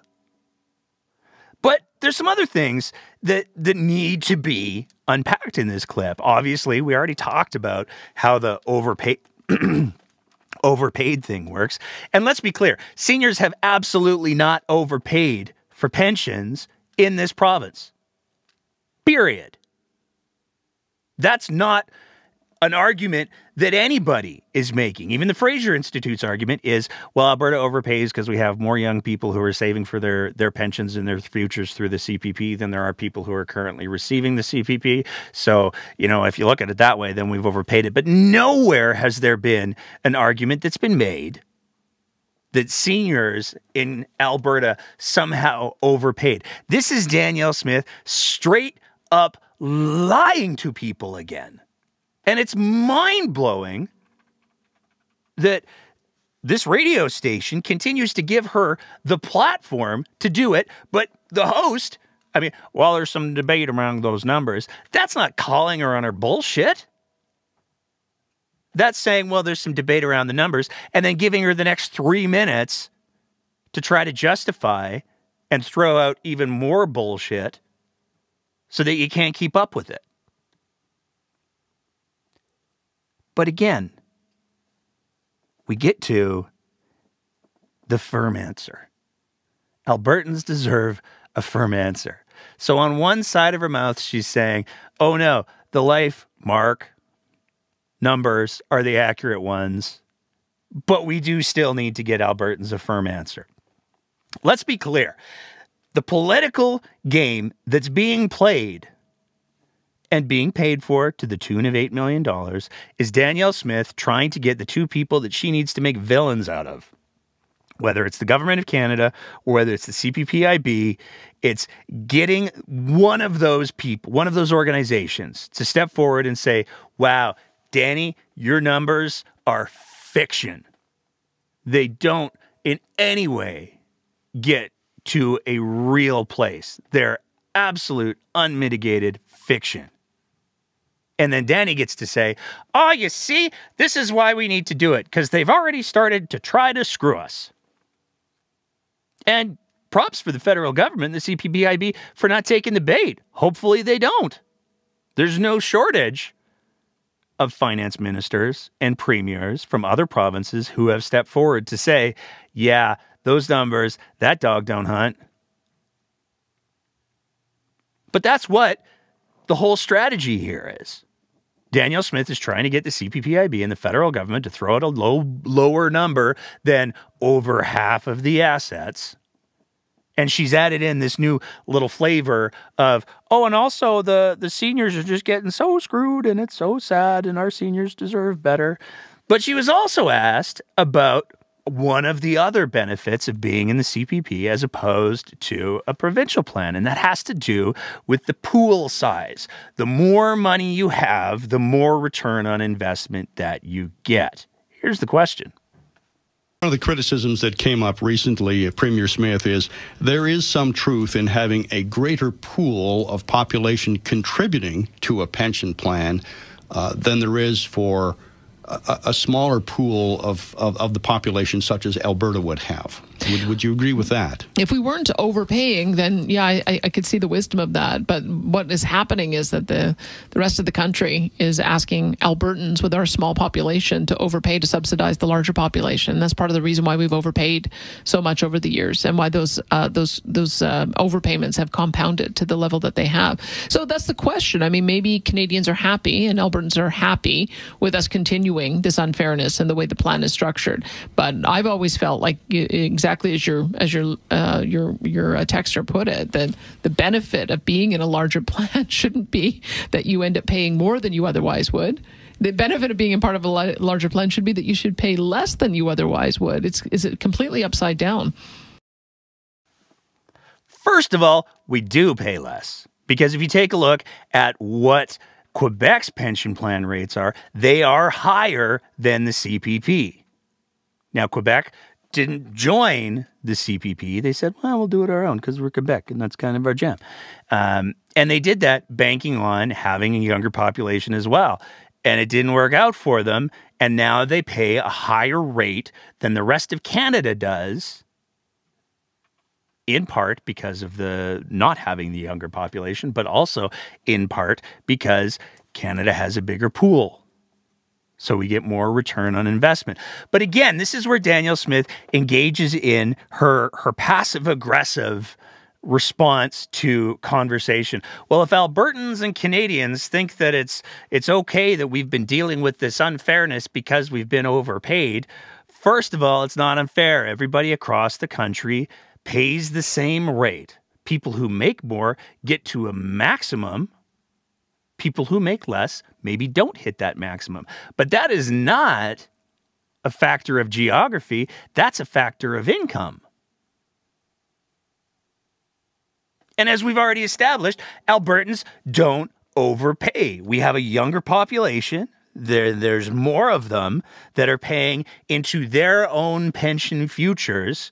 And because there are more people who are paying into their own pension futures than there are people who are currently receiving a pension, that somehow equates to Alberta has overpaid. And she said some variation of overpaid 5 times in that just over a minute response. So again, Daddy's clearly been doing very good at memorizing her talking points, but they aren't rooted at all in truth. And the tragedy of all of this is she acknowledges herself that if you had a larger pool and you weren't overpaying, you'd be better off. We're not overpaying. But you can't get there. But it didn't take long before some of the other questions. Again, it was a fascinating little episode of the Danielle Smith Bullshit Hour, because there were some people who showed up to push her on some issues. But there were also some familiar talking points that she just couldn't. Despite the fact that she's been told these talking points are not true, she still clings to them like a life preserver. Would you concede that, hey, if something comes along and we're able to reach that goal, is that something that would be on the table? In other words, we're going to do our darndest to reach it, and if we do, fantastic. If we don't, maybe our efforts towards that goal, even if we fall short, will enable us to at least reduce the timeline from 2050. In other words, we've got nothing to lose by trying and everything to gain. 100%. But here's the problem. The federal government and their clean electricity regs wants to make it a criminal code violation if you don't achieve it. And so there is no one who is going to invest on a best efforts basis if they fail in January 2035, they come and haul the CEO away to prison. I mean, that's just not going to be an environment where people are going to want to invest in. Now, again, a lot to unpack here. Danny's clinging to the notion that if a natural gas energy plant doesn't hit 95% carbon capture by 2035, that the RCMP are going to show up at the CEO's door and cart them off to jail, despite the fact that literally everybody has said that's not the type of criminal law that we're talking about. It would be fines. It would be lots of other things, but there's not going to be CEOs being run off to jail. That's not a thing that's going to happen. So getting that out of the way, there's a couple other things that are worth highlighting. First of all, well, the Infrastructure Assessment Act has been ruled to be in part unconstitutional. The federal government has said they're going to go fix the unconstitutional parts, and that regulation will remain in place. That regulation isn't what determines whether or not there is emissions caps by 2035. Now, Danielle Smith likes to talk about things like Alberta can say, well, we're going to do things our way, but the reality is the Supreme Court has already ruled that emissions are within federal jurisdiction. So there's nothing to indicate as of right now that the federal government is going to say, hey, you know what, that 2035 goal, you're right, Danny. We're going to just walk it all the way back and you can do whatever you want. The legal framework for that doesn't exist. But let's take a look at what she's saying. What she's saying is, boy, I really wish more people will build natural gas plants. But right now, if anybody builds a natural gas plant, they're going to go to jail if they're not able to get to 95% carbon reduction by 2035. Why would anybody want to build a natural gas plant here when that's going to be the case? I can't imagine why why don't we have more natural gas plants in the queue? I don't know, maybe because the Premier of Alberta keeps saying that CEOs are going to be put in jail? Like, it's absolutely mind-blowing that this is the position that she wants to take and continue to advocate for, while at the same time complaining at length that, hey, you know what? I really wish we had more natural gas in the queue. I don't understand why more people don't want to put more natural gas in the queue. Life is really unfair. It's not a great sales pitch to say, hey, you should come build a natural gas plant in Alberta. I'd really like you to come and build a natural gas plant in Alberta, but we've got this prime minister, and if you don't hit his goals, he's gonna put you in jail, even though the federal government has said nobody's going to jail. But we've still got, because of course we do, we got more Danny stuff Danny says. And this is where, you know, we gotta really take a second to appreciate if you have listened to your province, your premier for any length of time, first of all, congratulations for making it this far. Because it's a painful show to listen to. One of the biggest reasons why it's a painful show to listen to is A, Danielle Smith lies a lot, but also B, it's a very painful show to listen to because there's a lot of sycophants.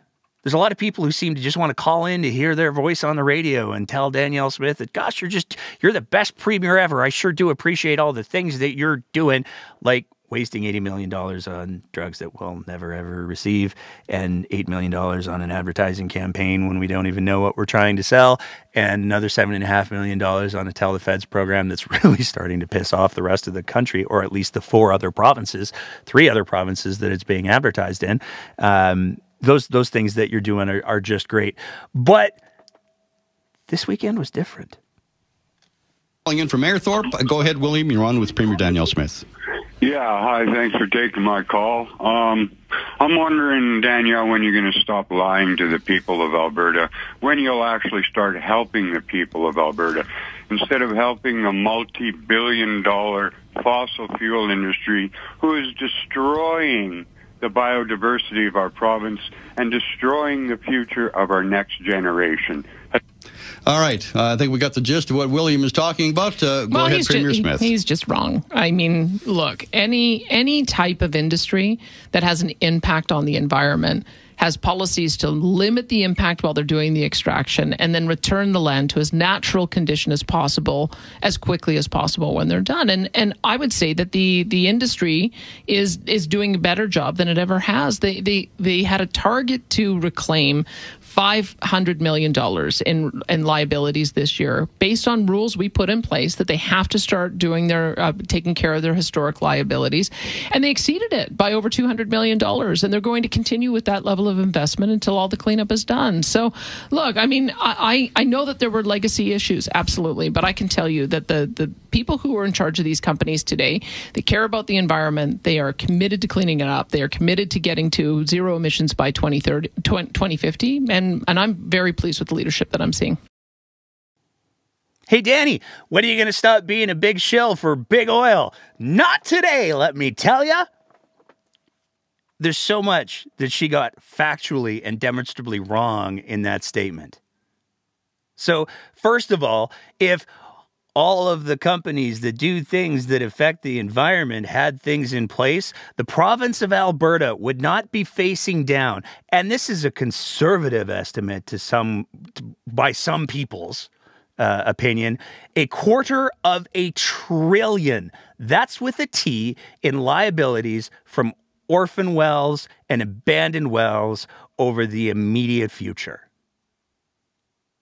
The fact that the province of Alberta is in a place where we're going to potentially have to pony up on the taxpayer dime $250 billion in order to address all of these wells doesn't speak to responsible oil and gas development. The fact that Danielle Smith herself was advocating for a program called R-Star, where she was going to give oil and gas companies extra money to clean up the things that they're legally supposed to clean up anyways, speaks to the fact that at one point in time, Danielle Smith knew that there was a problem. And Lord knows, if she pursues anything like the R-Star program, that in and of itself will be a tacit admission that there is, in fact, a problem. But even if we take a look at how oil and gas, some of the biggest oil and gas companies have chosen to deal with their cleanup responsibilities, one doesn't have to look very far back in the last couple of years to remember when the federal government gave provinces $1 billion with a B dollars to use it towards cleaning up their well sites. And what did we see from the biggest oil and gas companies in the province of Alberta? They took the money, but there was no increase in how many wells they cleaned up. No substantive increase. So basically, what happened was the federal government gave $1 billion to oil and gas companies. They said, that's great. Normally, we would spend like $300 million a year on cleanup. But now what we can do is we can take the $300 million that you're going to give us, and instead of using our own money to do the cleanup, we'll use yours, and then we can kick that $300 million that we would have spent on cleanup back to our shareholders. This comes at a time, of course, when many of the largest oil and gas companies are reaching record profits. And I'm not against oil and gas. That's one of the reasons why we opened with the story that we did, that while we may very well be looking at peak oil in the next decade, that doesn't mean that we're going to stop using oil and gas. That doesn't mean see a decrease in the amount of production from Alberta's oil and gas. And in fact, economist Andrew Leach has speculated we might even continue to get significant revenues from oil and gas down the road. So I'm not saying oil and gas is bad. What I'm saying is, if you believe that corporations for whom their primary responsibility is to make their shareholders rich isn't going to make sure they're fulfilling that primary responsibility, all others be damned, you're delusional. Alberta is in the problem that it's in with abandoned and orphaned wells because there are companies that are not responsible. That's just the reality. But it also speaks to Danielle Smith's willingness to listen to the concerns of William when she opens with, he's just wrong. He's not. A lot of what he said was wrong. And Danielle Smith's answer of pivoting from the question that was in effect, when are you going to stop being a shill for big oil, to responding by being a shill for big oil when her own arguments about our starting to negate that really kind of seem to indicate what her priorities are, at least. But that wasn't the only question that came up. Questions about the power grid came up as well. I just want to ask you, why are you running these misinformation ads? I just had a neighbor who came over to my place yesterday and spent $4,000 on a gen set because he's worried about blackouts. And you and I both know there's no situation where we'd have a blackout here in this province. And I know that you can say that there was 8 times there was almost a blackout here.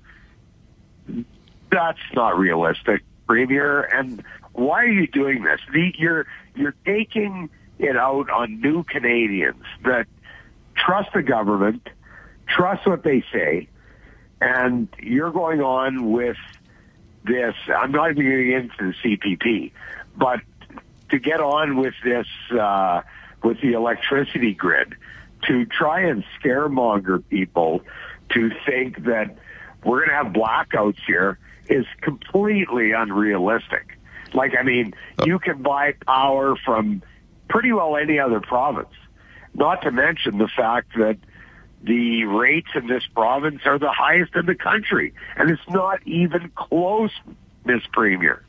So I just would like your rebuttal on that, because I really think it's really a disgusting campaign that you're running on these people. Well, I can tell you that we are in danger of having the grid fail, and I have to be honest with people about that, which is why we have to take measures to make sure that we have more baseload power coming onto the grid.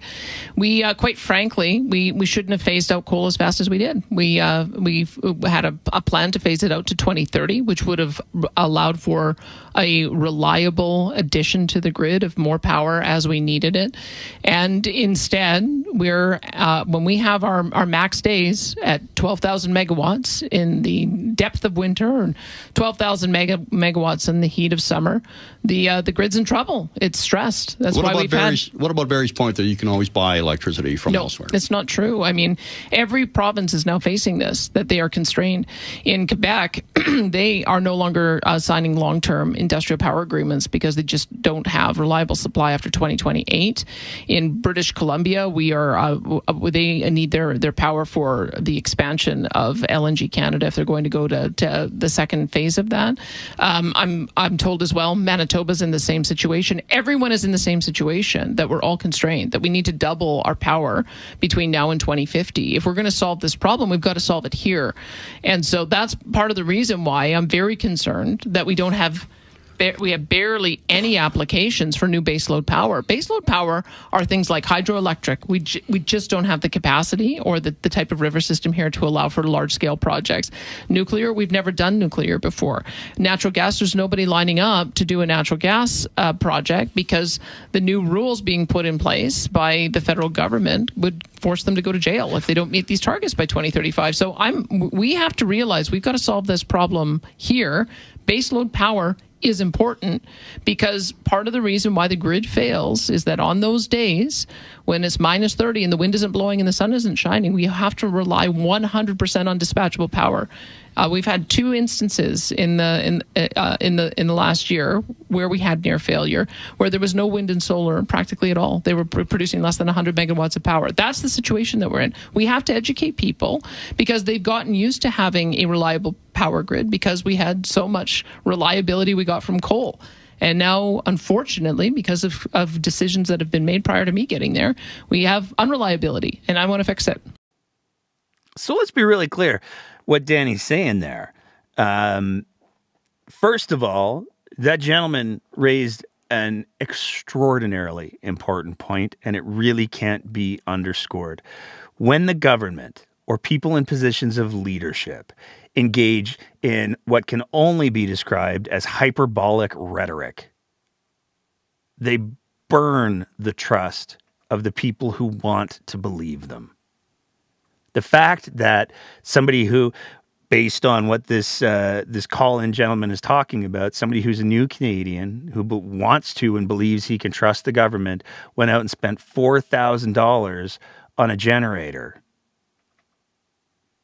that he almost certainly, a backup generator in case of blackouts because of the hyperbole that Danielle Smith's been throwing around. And the fact that she responded by saying, oh no, the grid's absolutely at risk of failing.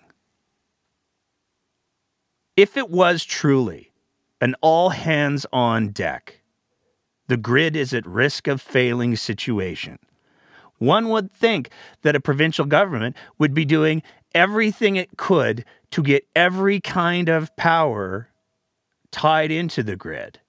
But instead, what we have Danielle Smith in the UCP doing is launching a 7-month moratorium on large solar projects. And let's be clear, these are not large solar projects that the government has to go out of pocket for. These are large solar projects that people are wanting to bring. $42 billion, if we're to believe Danielle Smith's number. $42 billion of renewable projects, renewable energy, that people are wanting to invest in the province of Alberta. And this doesn't include, this is all over 1 megawatt. So this is not your rooftop solar at your house. And the big thing to take in mind in this whole conversation is that every time somebody does put rooftop solar on, even if it's only a small percentage of the overall baseload, it's still creating baseload, even if it's not producing at full capacity. And if you have, as Danielle Smith claims, $42 billion in renewable energy projects that are currently on hold because she's got her moratorium in place for reasons that we still haven't been able to figure out, one can only imagine how much extra energy that would be bringing to the grid. If we truly were facing a crisis, one would think we wouldn't be shutting down $42 billion of renewable energy for reasons, we would be doing everything that we could to get that energy deployed. Because even a solar panel, and again, there's a lot of debate. A lot of people are saying, you know, we talked about a study that was done a couple years ago. There's only a 3% reduction on solar panels because of snow. Even if you have a solar panel that's only operating at 10%, even if you do, if you allow that project to go ahead, that is a solar panel that's producing 10% energy that you didn't have before you were started. So the moratorium makes absolutely no sense if we're to believe anything that Danny says. But as history has taught us, not so reliable with the facts. The Smith is with her life mark report. Got one more clip to play, and then we're gonna open it up to the floor for anybody who wants to weigh in tonight. I'm going to put a little bit of a cap because they're already hitting the 2-hour mark, but we'll have a couple people. If anybody wants to tag in, you can join on the X Spaces, and we'd love to hear your thoughts. We got one more clip, though, and this is revisiting the forced treatment that Joseph Schau talked about. Session of the legislature starts on Monday. There had been some talk earlier after your election of the Compassionate Intervention Act. Has that been delayed? Are we going to expect it to be introduced in this session? No, it's not going to be introduced in this session. It has to be consulted on first. So the consultation will begin very shortly, and then it will, depending on how that goes, it would be something that we would, if we get the results that back in time, where we have a pretty good idea of how to proceed with it, maybe as early as the spring, but more likely next fall. So, again. And I know that I'm kind of harping on this a little bit, but it is so telling, the philosophy that's at play here with this government, when they are willing to reject evidence-based treatment modalities that work, that get people help in the ways that they need it and that they're able to accept it. And rather than pursue those, this government consistently tries to control people. That's what this whole compassionate intervention, which is, I mean, you can polish a turd as much as you want. Still a turd. Might be shiny, but it's still a turd. Forcing people to accept treatment doesn't work. It has more negative outcomes. This has been researched. So it's not about getting people help.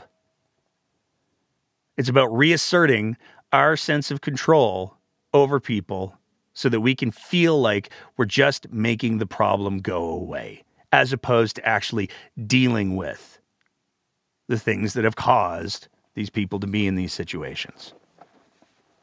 It's wild to me, on a personal level, that the folks that scream and stamp their feet the most about the importance of freedom are those that in so many ways are the quickest to abandon it and to pursue the opposite. Because that's what forced treatment is. Danielle Smith, the same premier who said that vaccine passports, rewarding people who were following evidence-based medicine and limiting the ability of people who weren't following evidence-based medicine to interact with the rest of people, that was unacceptable to Danielle Smith. That was a violation of freedoms in the highest order. But when it comes to, can we just make the people using the drugs go away? That's okay. And it says a lot about where the priorities are. You can tell a lot about a government or about anyone in a leadership position based on who they advocate for and who they target. And when governments and people in leadership make targets of the most vulnerable among us, that's something that everybody should be paying attention to. We decided when we were talking, hey, stuff Danielle Smith says, what are we gonna end it with? Because unquestionably, Nate's going to end it on a downer. And the consensus came in. You can't have a segment without an opening and a closer. We're working on editing together the opening, but we do have the closer. And it's my favorite Danny clip of all time. BS detector evolved over time? I tend to be pretty trusting. It never gets old for me. It's the second nod. It's like I gave an answer and I got it right? I can watch that clip all day, every day, and never, ever get tired of it. So that's the end of our Stuff Danny Says segment. We are going to have next week, we're going to have a very special video introduction for that one. And also next week, we're going to have our very special interview with that high-ranking leadership person from Take Back Alberta. You're not going to want to miss it. We also have some other very exciting surprises that we're going to be rolling out. Our Patreon sponsors already got a little bit of an early preview. It's moved along a lot since we posted that picture. But we're now going to open it up for the open mic. We've had Cassandra waiting for quite some time, so we're going to go ahead and bring her in. I imagine she's got a little bit of a laundry list given the number of topics that we covered today. I remember when the shows were like half an hour, 45 minutes, and it was like, I guess we talked about everything. And now it's like we're still pruning stuff out. Cassandra, what's going on tonight? Oh, well, I honestly,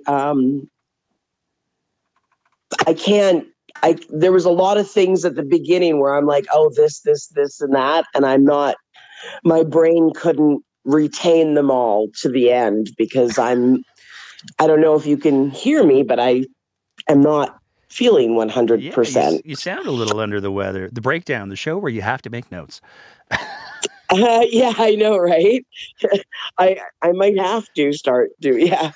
Normally I can keep it all up there. I mean, the one thing I was thinking about on the pension plan is I got into a polite conversation with somebody and it was trying to tell me about how we pay more into CPP and Albertans pay more into CPP than people in other provinces. And I was pointing out the fact that it's capped at around 66,000. So no matter how much you make over 66,000, you're still contributing the same amount as if you made, I think it's 66. It's around there. Yeah, it's pretty close. Yeah. And the fact that,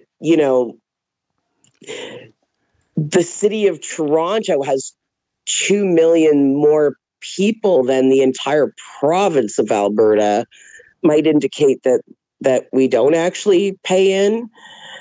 And then they told me that apparently Alberta has more workers than Ontario. And then I'm like, well, but Ontario has 8.2 million full-time workers and we have 2.4 workers total. I don't know, something like that. I can't remember the exact numbers, but anyway, it was an interesting exercise in mental gymnastics that this person was going through trying to convince me anyway. But that's pretty much all I got. I wanted to give an update. I probably, I was realizing as I've been updating everybody on my trials and tribulations that I probably at times sound a bit bipolar because I'm been on these highs and lows, and I have PTSD, but I also have ADHD, and very much you can get on these, especially when you're overstimulated. You can, when you're being overstimulated by a lot of things, it can seem like, wow, she's really high and then she's really low. and so it's an observation. I mean, I'm not typically always very self-aware in that I'm not able to gauge how other people see me all the time too. I honestly, Cassandra, I would not worry about it. for a couple of different reasons. First of all, I think that we have an audience that by and large appreciates that, and those that don't tend to stick around for too long. Yeah. No, I know. I'm leading up to something. Oh, okay, and sorry, I'll get out of your way. yeah. Yeah, I know.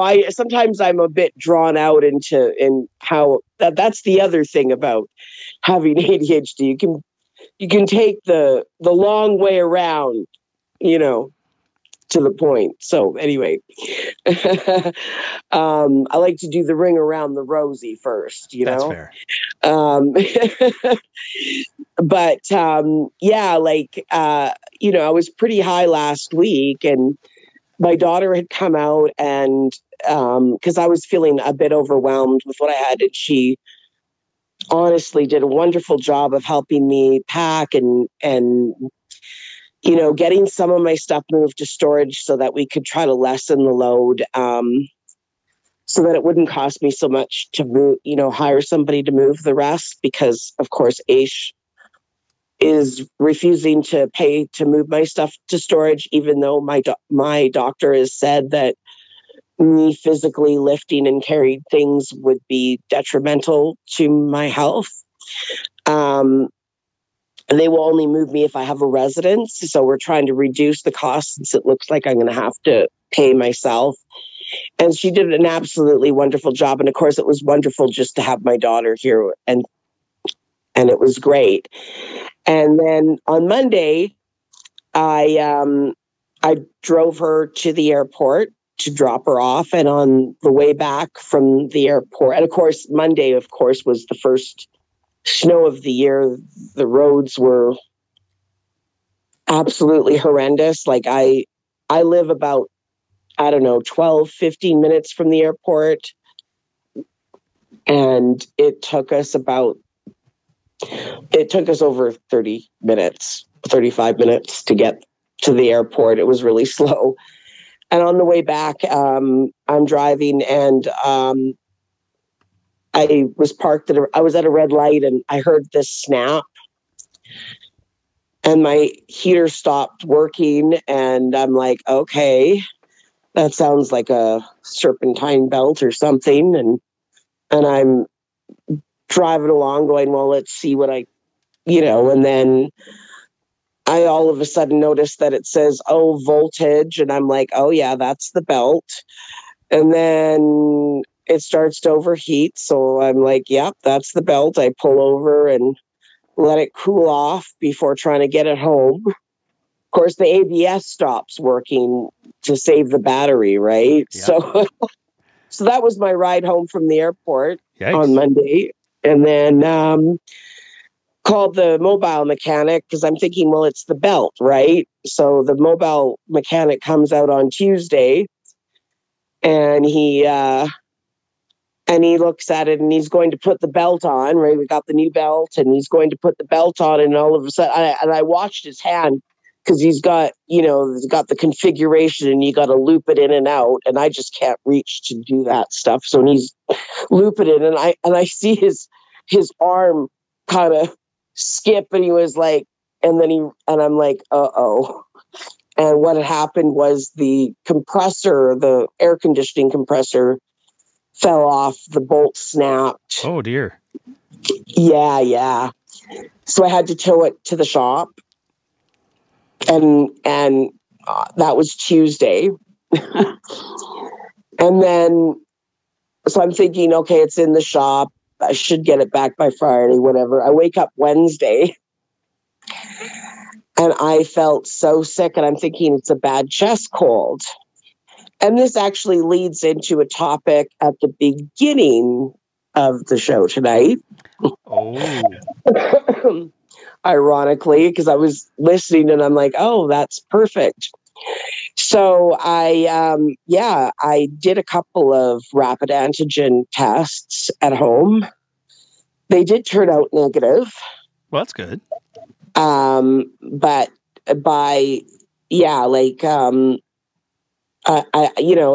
just kept getting worse. Like, honestly, it was starting to, every time I took a breath, I was coughing, and it caused me so much agonizing pain to cough, like in my ribs.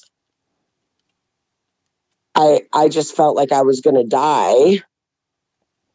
And anyway, Saturday morning, I woke up and I was just like, oh my God. I called 811 and I said, okay, what does this sound like to you? And, the registered nurse, she goes over the question. She goes, no, I think you should call 911. Do you want me to call them for you? And so I said, no, I called them and they took me down to urgent care.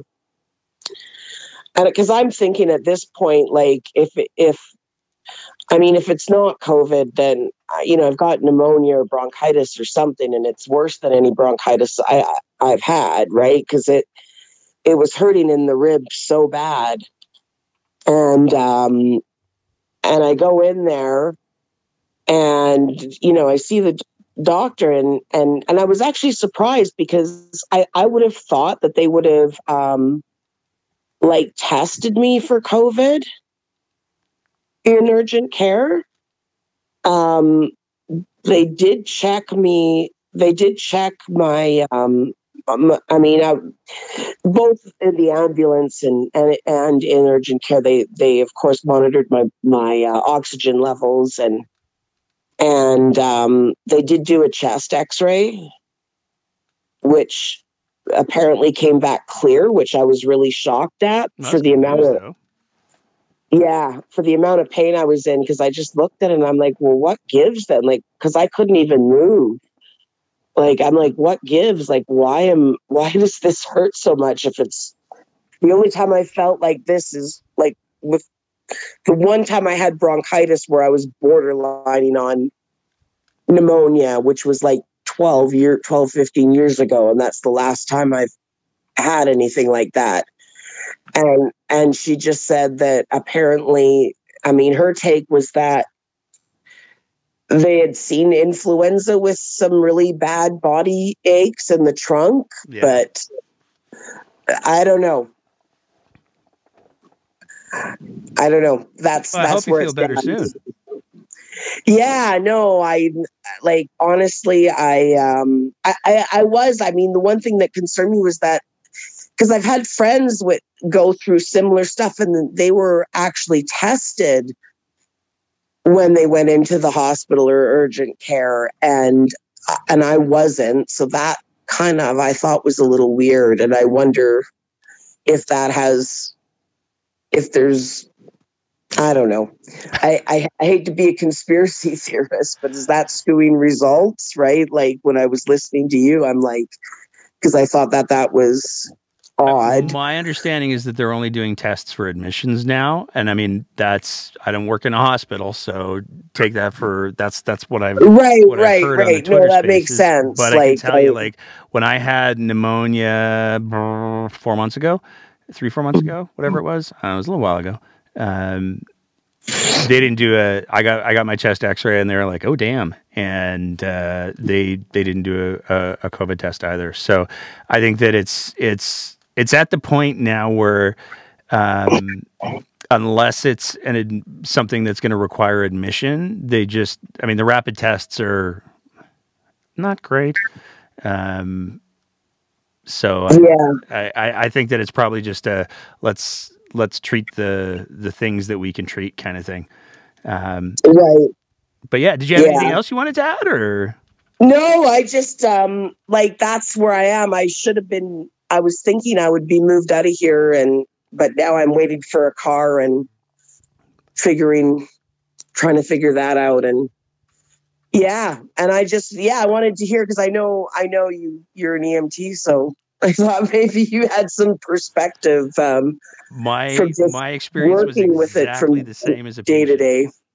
Yeah, my experience was exactly the same as a patient. And there are, like, at the end of the day, I think that there are I got to be so careful here. What I'm about to say is not in any way to be construed as medical advice. But I think that there are so many viruses that cause a really strong inflammatory response that if you've got any kind of underlying susceptibility to inflammatory stuffs, it can make everything so much worse. Like I know when I had whatever virus I had when I had my pneumonia, my left knee, because I'm getting older, my left knee got really angry at me. And normally it's a little bit angry, but it's not like super angry. And that was just part of that same inflammatory process. So. Yeah, well, I mean, my lungs were clear, so I guess that's good. That is good. So I mean, like X-rays don't lie, so I'm going with that. But yeah, but there is one more thing. Like, while we're, been talking about my housing situation and keeping everybody updated, and a big part of that for me is just the fact that I feel like I'm not somebody that should be in this position. So if I'm in this position, how many other people? And I had a conversation with a lady today who is also somebody that somebody that would fall into the traditional cycles of or the stereotypes of being homeless. And she's a single parent with an autistic son. And in her case, she doesn't have a lot of family, but she was, I guess, staying with a cousin.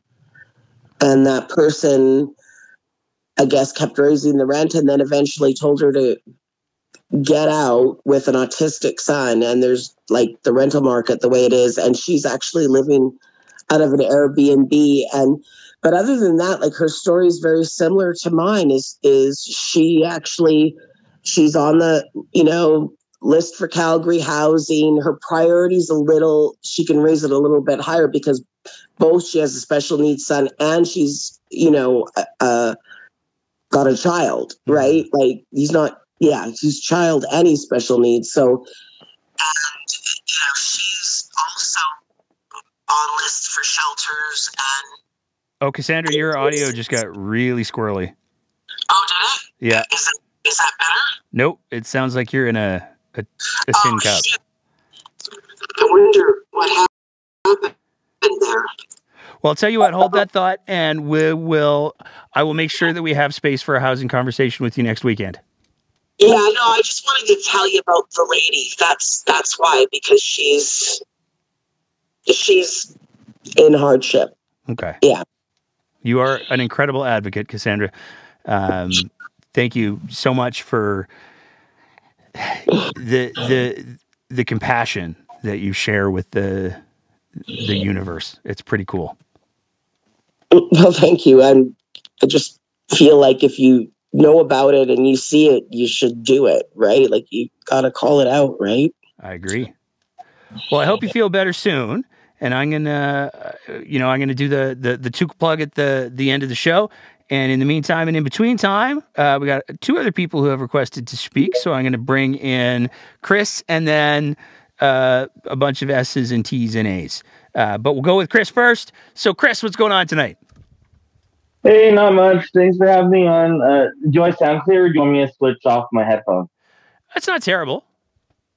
Okay, let me know if I need to switch. Anyway, I won't take up too much of your time. I could honestly go on about the pension and some of the topics we've discussed all night, but I'll stick to one thing, one observation I've had this week, which was, so it was this Wednesday that we had Daniel Smith say, hey, we're going to get a firm number on this. Well, according to Michelle Bellefontaine, the CBC provincial affairs reporter for Alberta, Smith only said that after Dean Bennett from the Canadian Press persistently questioned her on this. So I think there's something to say about, I don't think Smith meant to say, yeah, there's going to be a firm number. I think if no one had ever asked her and she could, she would have went with the LifeWorks report. Yeah. Oh, no. I generally... I don't know. I think that I really do. I'm watching how there are independent academic economists who are coming and they're stepping out and they're saying, yeah, your numbers don't work. And she's totally pretending that's not happening. She wants numbers from the federal government and the CPPIB so that she can demonize them. But I think the reason why this is happening is because no one's saying it to her face. People are saying at best, they're like saying it glancing. Oh yeah, well, those numbers are in dispute. Those numbers are like this. No one is saying to her face, your numbers are insane. The numbers don't work. There are other people, and here are their numbers. You look at Justin Trudeau's letter. You look at the CPPIB letter. You look at so many different examples. Yes, it's an open letter to Smith. It's an open letter to the government, vice versa. But it's never like when you look at her. But when you talk to Smith, and you see Smith, and you see her interact with people, and you can look at a conference as an example. When she is confronted to her face, she gets frazzled. She immediately starts to try and say, no, yeah, like the whole thing where she had that back and forth with that guy in the audience. I mean, I genuinely think that if more people were just honestly like, and again, you had examples of this on the radio, although I would argue that even then, yes, there was the couple people that gave those really good questions to her, but because of the call-in show, she was able to have uninterrupted response. Mm-hmm. It wasn't a back and forth where it should be corrected real time. So I genuinely think that if you look at the Bennett example where he persistently, I wish we had video of this. I would beg the university to give me video of this exchange. But from and again, this is all anecdotal. I'm not saying I know this for a fact. I'm just saying, just from what I read, I'm curious to see what would happen if we had more video footage of Danielle Smith being persistently questioned by reporters. Even here, another example is Rick Bell. Going back to the E. coli situation where Rick Bell said, hey, you've given us these responses as to why you weren't there, but this doesn't work. You could have been here. Where were you? Like Bell, and again, not saying that Bell's great. He's had his columns that are for her more than against.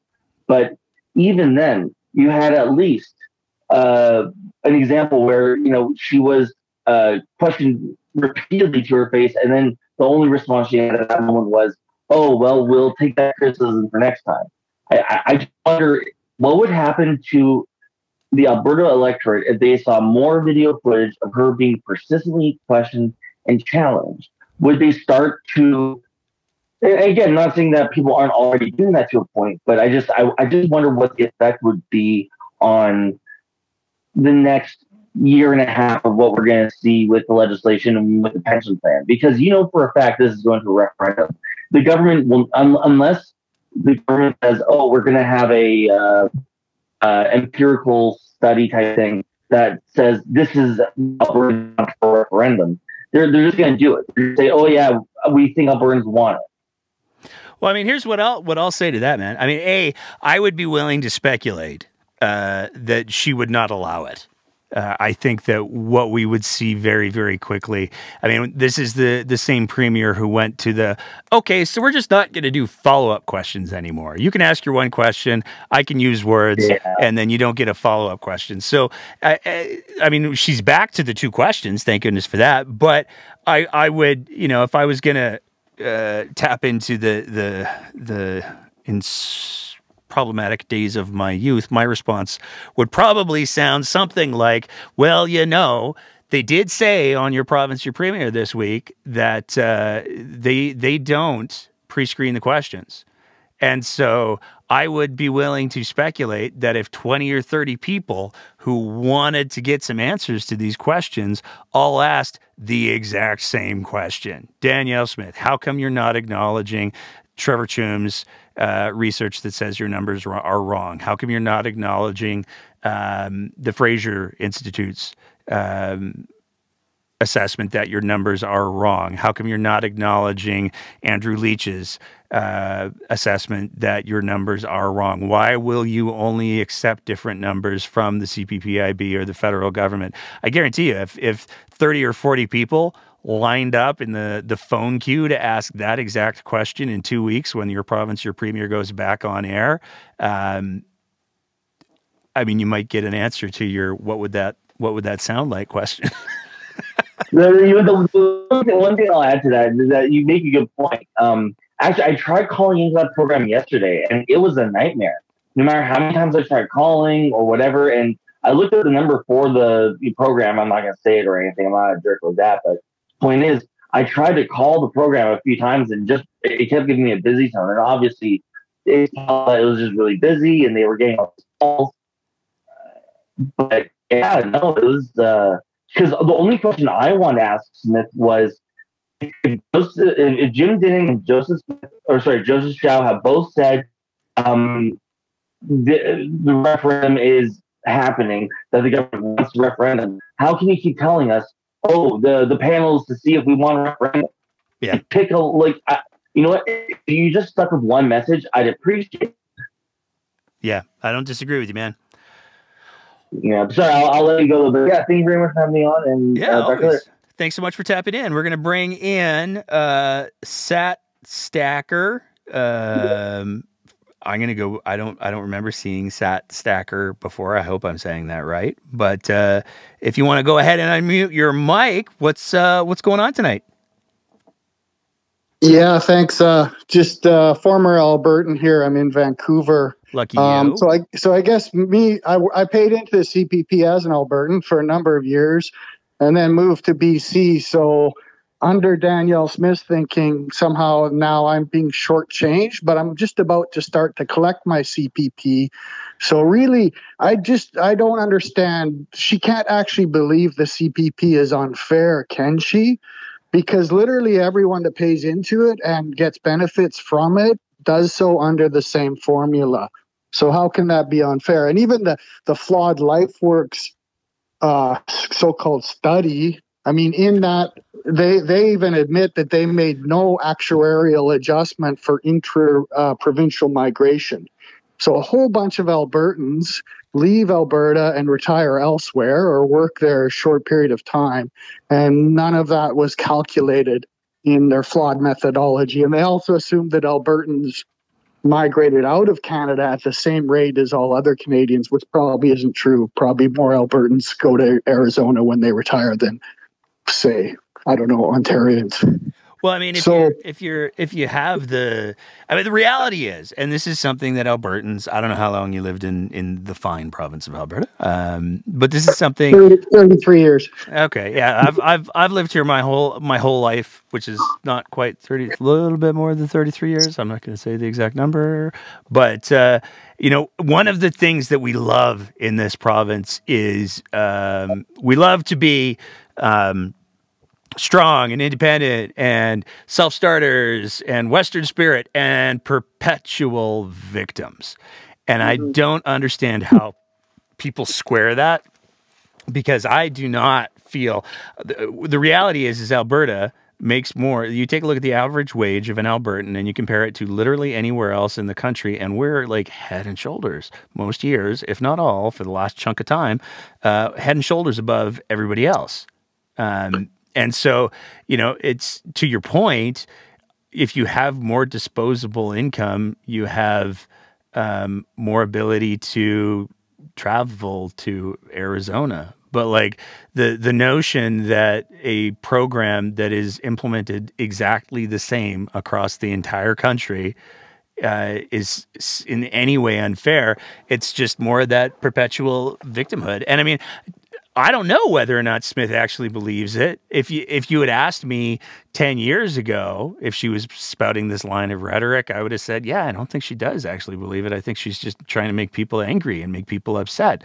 But when you take a look at the list of conspiracy theories that Danielle Smith has fully subscribed to over the last 5 years, like, it's in the realm of possibility that the person who graduated from the University of Calgary with a degree in economics buys this now. That's possible. And it pains me to say that, but I'm 50-50 as to whether or not she's just rage farming or whether or not she actually believes it.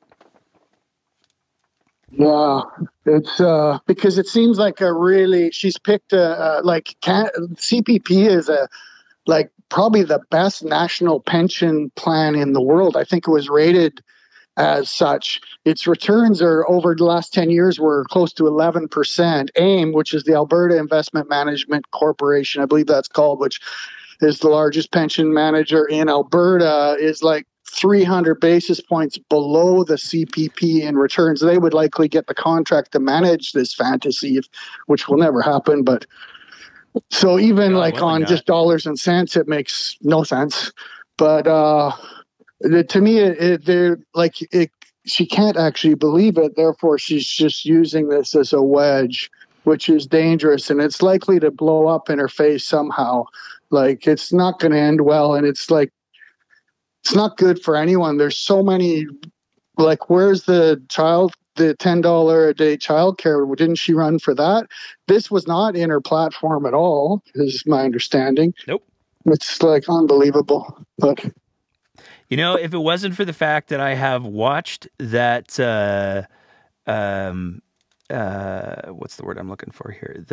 There's a video that she put on her locals where she was in a hotel room and she was singing the praises of all of the alternative COVID treatments, and she had boxes of ivermectin and hydroxychloroquine, and she was like, "This is what people should be doing." If it wasn't for that, like, some of the things that come out of her mouth, and some of the conversations, like I go back to the conversation that we had with Thomas Lukasik, and he was very clear. You give Danielle Smith a script, and boy, she can read the news. But if you ask her to critically think on her feet, she's going to do a faceplant every single time. And I mean, Lukasik spent years in the legislature with her. So I take his assessment with some grain of salt, but it's, I mean, he spent more time with her than I have. And when you take a look at the folks that she's affiliated with, the causes that she's affiliated with, the positions that she's affiliated with, I mean, this is a woman who said in front of a live microphone. And if it wasn't for the fact that, you know, you get like a rookie politician, like Joseph Schau, for example. If he says something stupid in front of the microphone, I'm going to go, that dude hasn't spent very much time in front of a microphone. But when you've been working as a media personality for the better part of, like, what was it, 8 years? And you're comfortable saying things like the unvaccinated are the most discriminated against group I can imagine in my lifetime. Like, we're not fully thinking things through. We're just not. Because I could list off, like, I don't know, probably 20 to 30 groups that would be way more discriminated against than the unvaccinated. But that's who we have as the premier. And so I hear what you're saying, and I would love to be at a place where I could just say, oh, no, she's totally playing the game. But history seems to at least indicate otherwise. So I really hope you're right, because if you are, then there's at least some calculus going on. I'm just not convinced that this isn't anything more than Rob Anderson in the background going, here's that free Alberta strategy that I gave you. Yeah, I guess neither scenario bodes well for all of us, actually. I mean, retirements are just not something that you should play political football with. This is something that I don't recall others doing. It's kind of a sacred cow.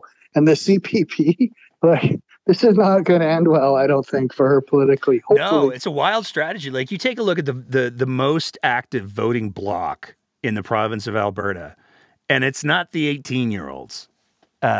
It's the seniors, the senior citizens that stay abreast of these issues. It's the senior citizens that do all of the so much of the volunteering and so much of the other things, and it's wild to me. It's absolutely wild to me that this is the demographic that she's decided that she's going to mess with, because if they remember stuff, and there will be an election in 3 years and change, and if she screws up this pension thing, Like, the smartest thing that she could do right now is go like, okay, everybody, we've done our 2 town halls, and it's been pretty clear that nobody wants this, so never mind, it's cool. I don't think she's going to do that.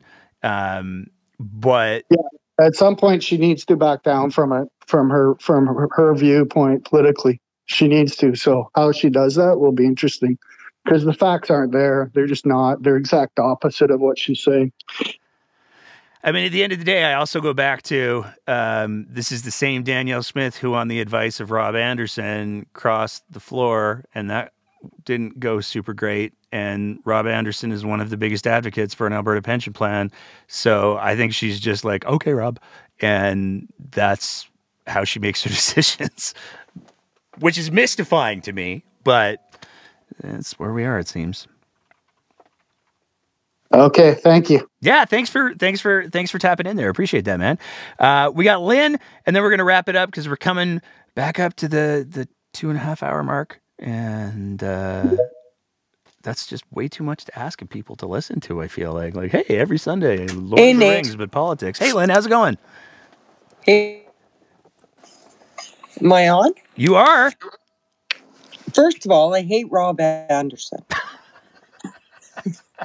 Second of all, I'm fortunate enough not to rely 100% on CPP, but I deserve what I put into it, and my husband. Absolutely. We did not overpay. Nope. We paid what we were told to pay. If we overpaid, we got it back. Yep. Their job, right? Second of all, Danielle Smith is living in a dream world, because let me tell you what's happening in Fort McMurray right now. 2 of my neighbors who are 55, 56, and 53 have been let go from Suncor. Ooh.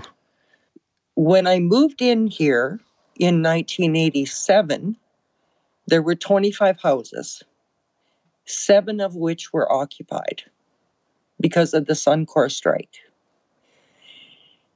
If you don't think what's happening right now is going to happen what happened back then, she is friggin' insane, because it's happening here.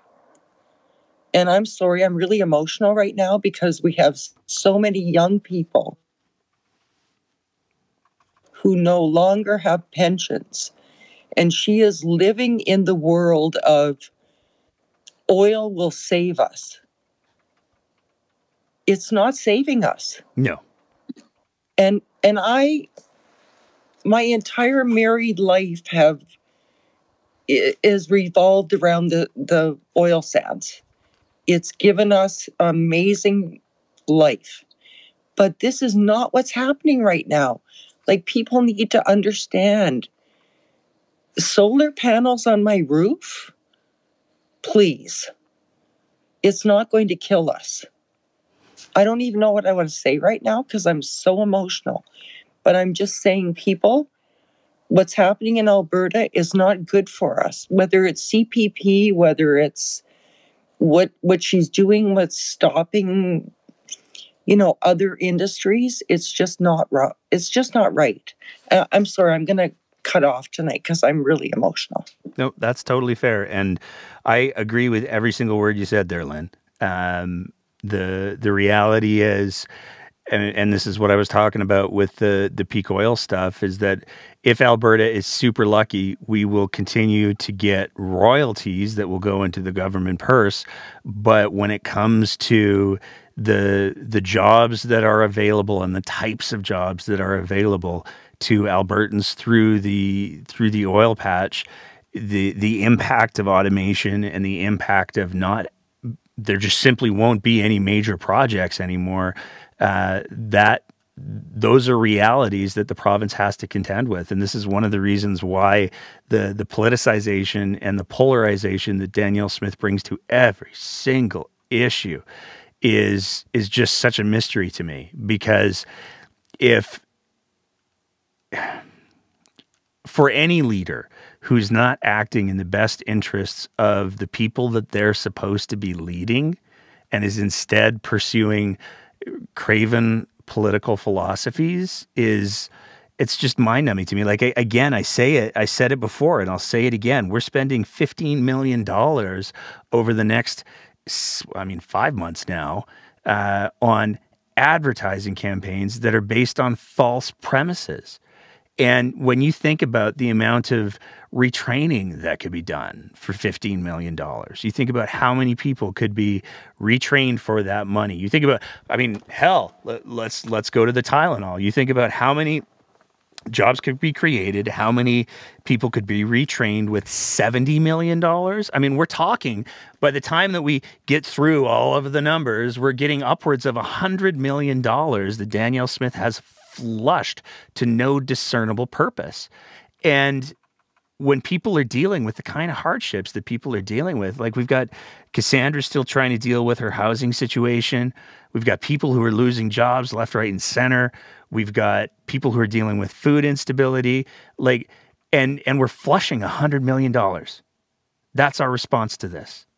It's absolutely stunning to me that anyone in good conscience can even, I don't even know how you get to the decision, let alone try to justify it. Like, it's just, if we are to believe, this will be my last rant, and then I'm going to shut it down because this is way too long.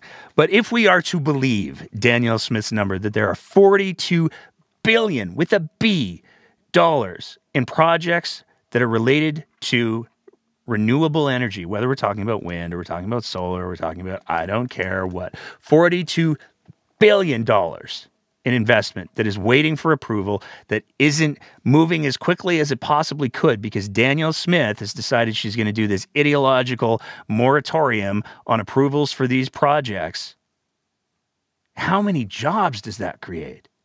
And when you combine the $100 million that we're wasting on bullshit drugs and bullshit advertising with $42 billion in investment that's waiting to come into the province of Alberta, it's not, none of this, so much of this suffering that people are dealing with, so much of this insecurity that people are dealing with is completely unnecessary.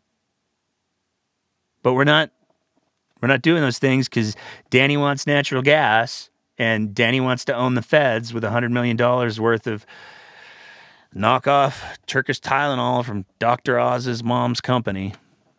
That's where we are.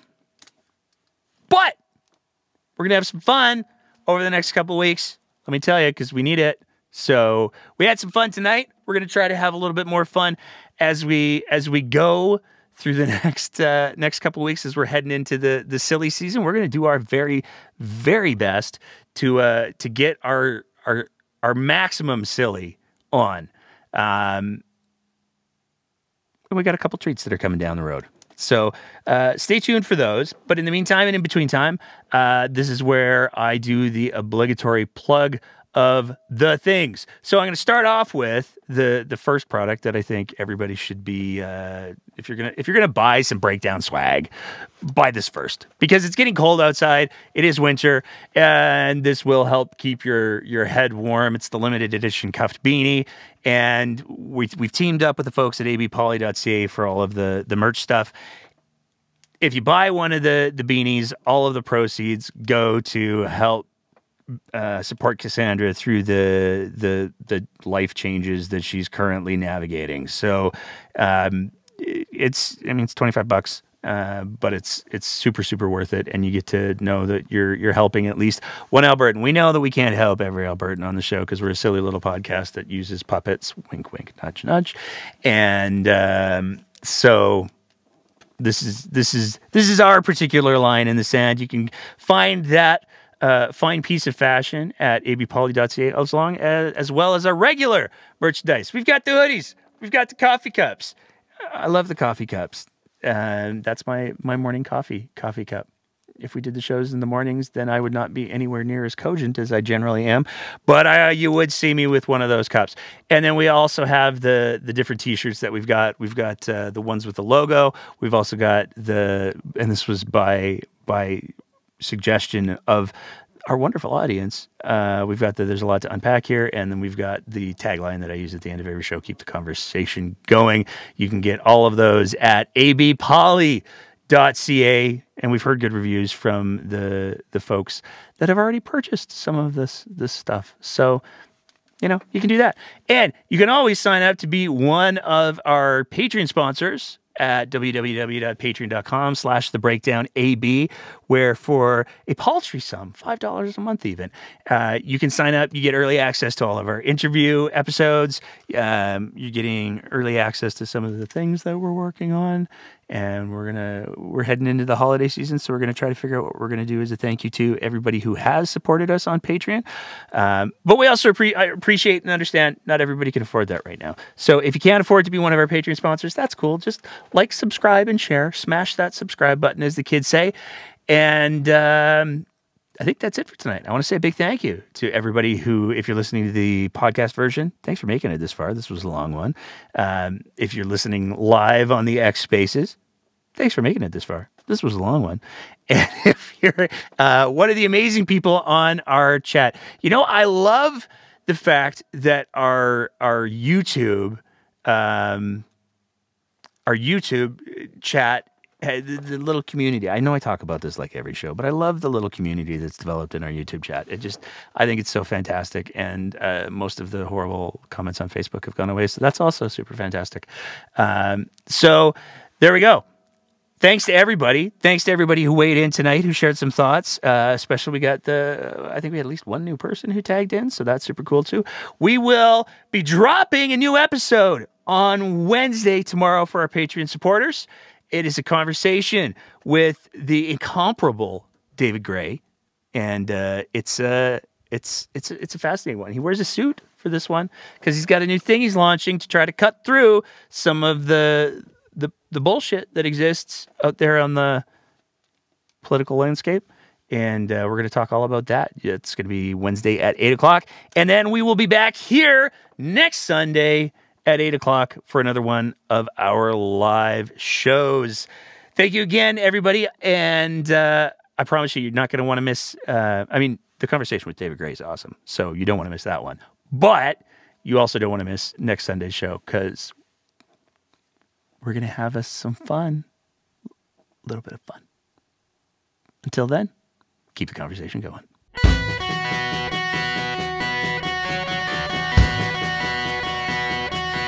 Mm-hmm.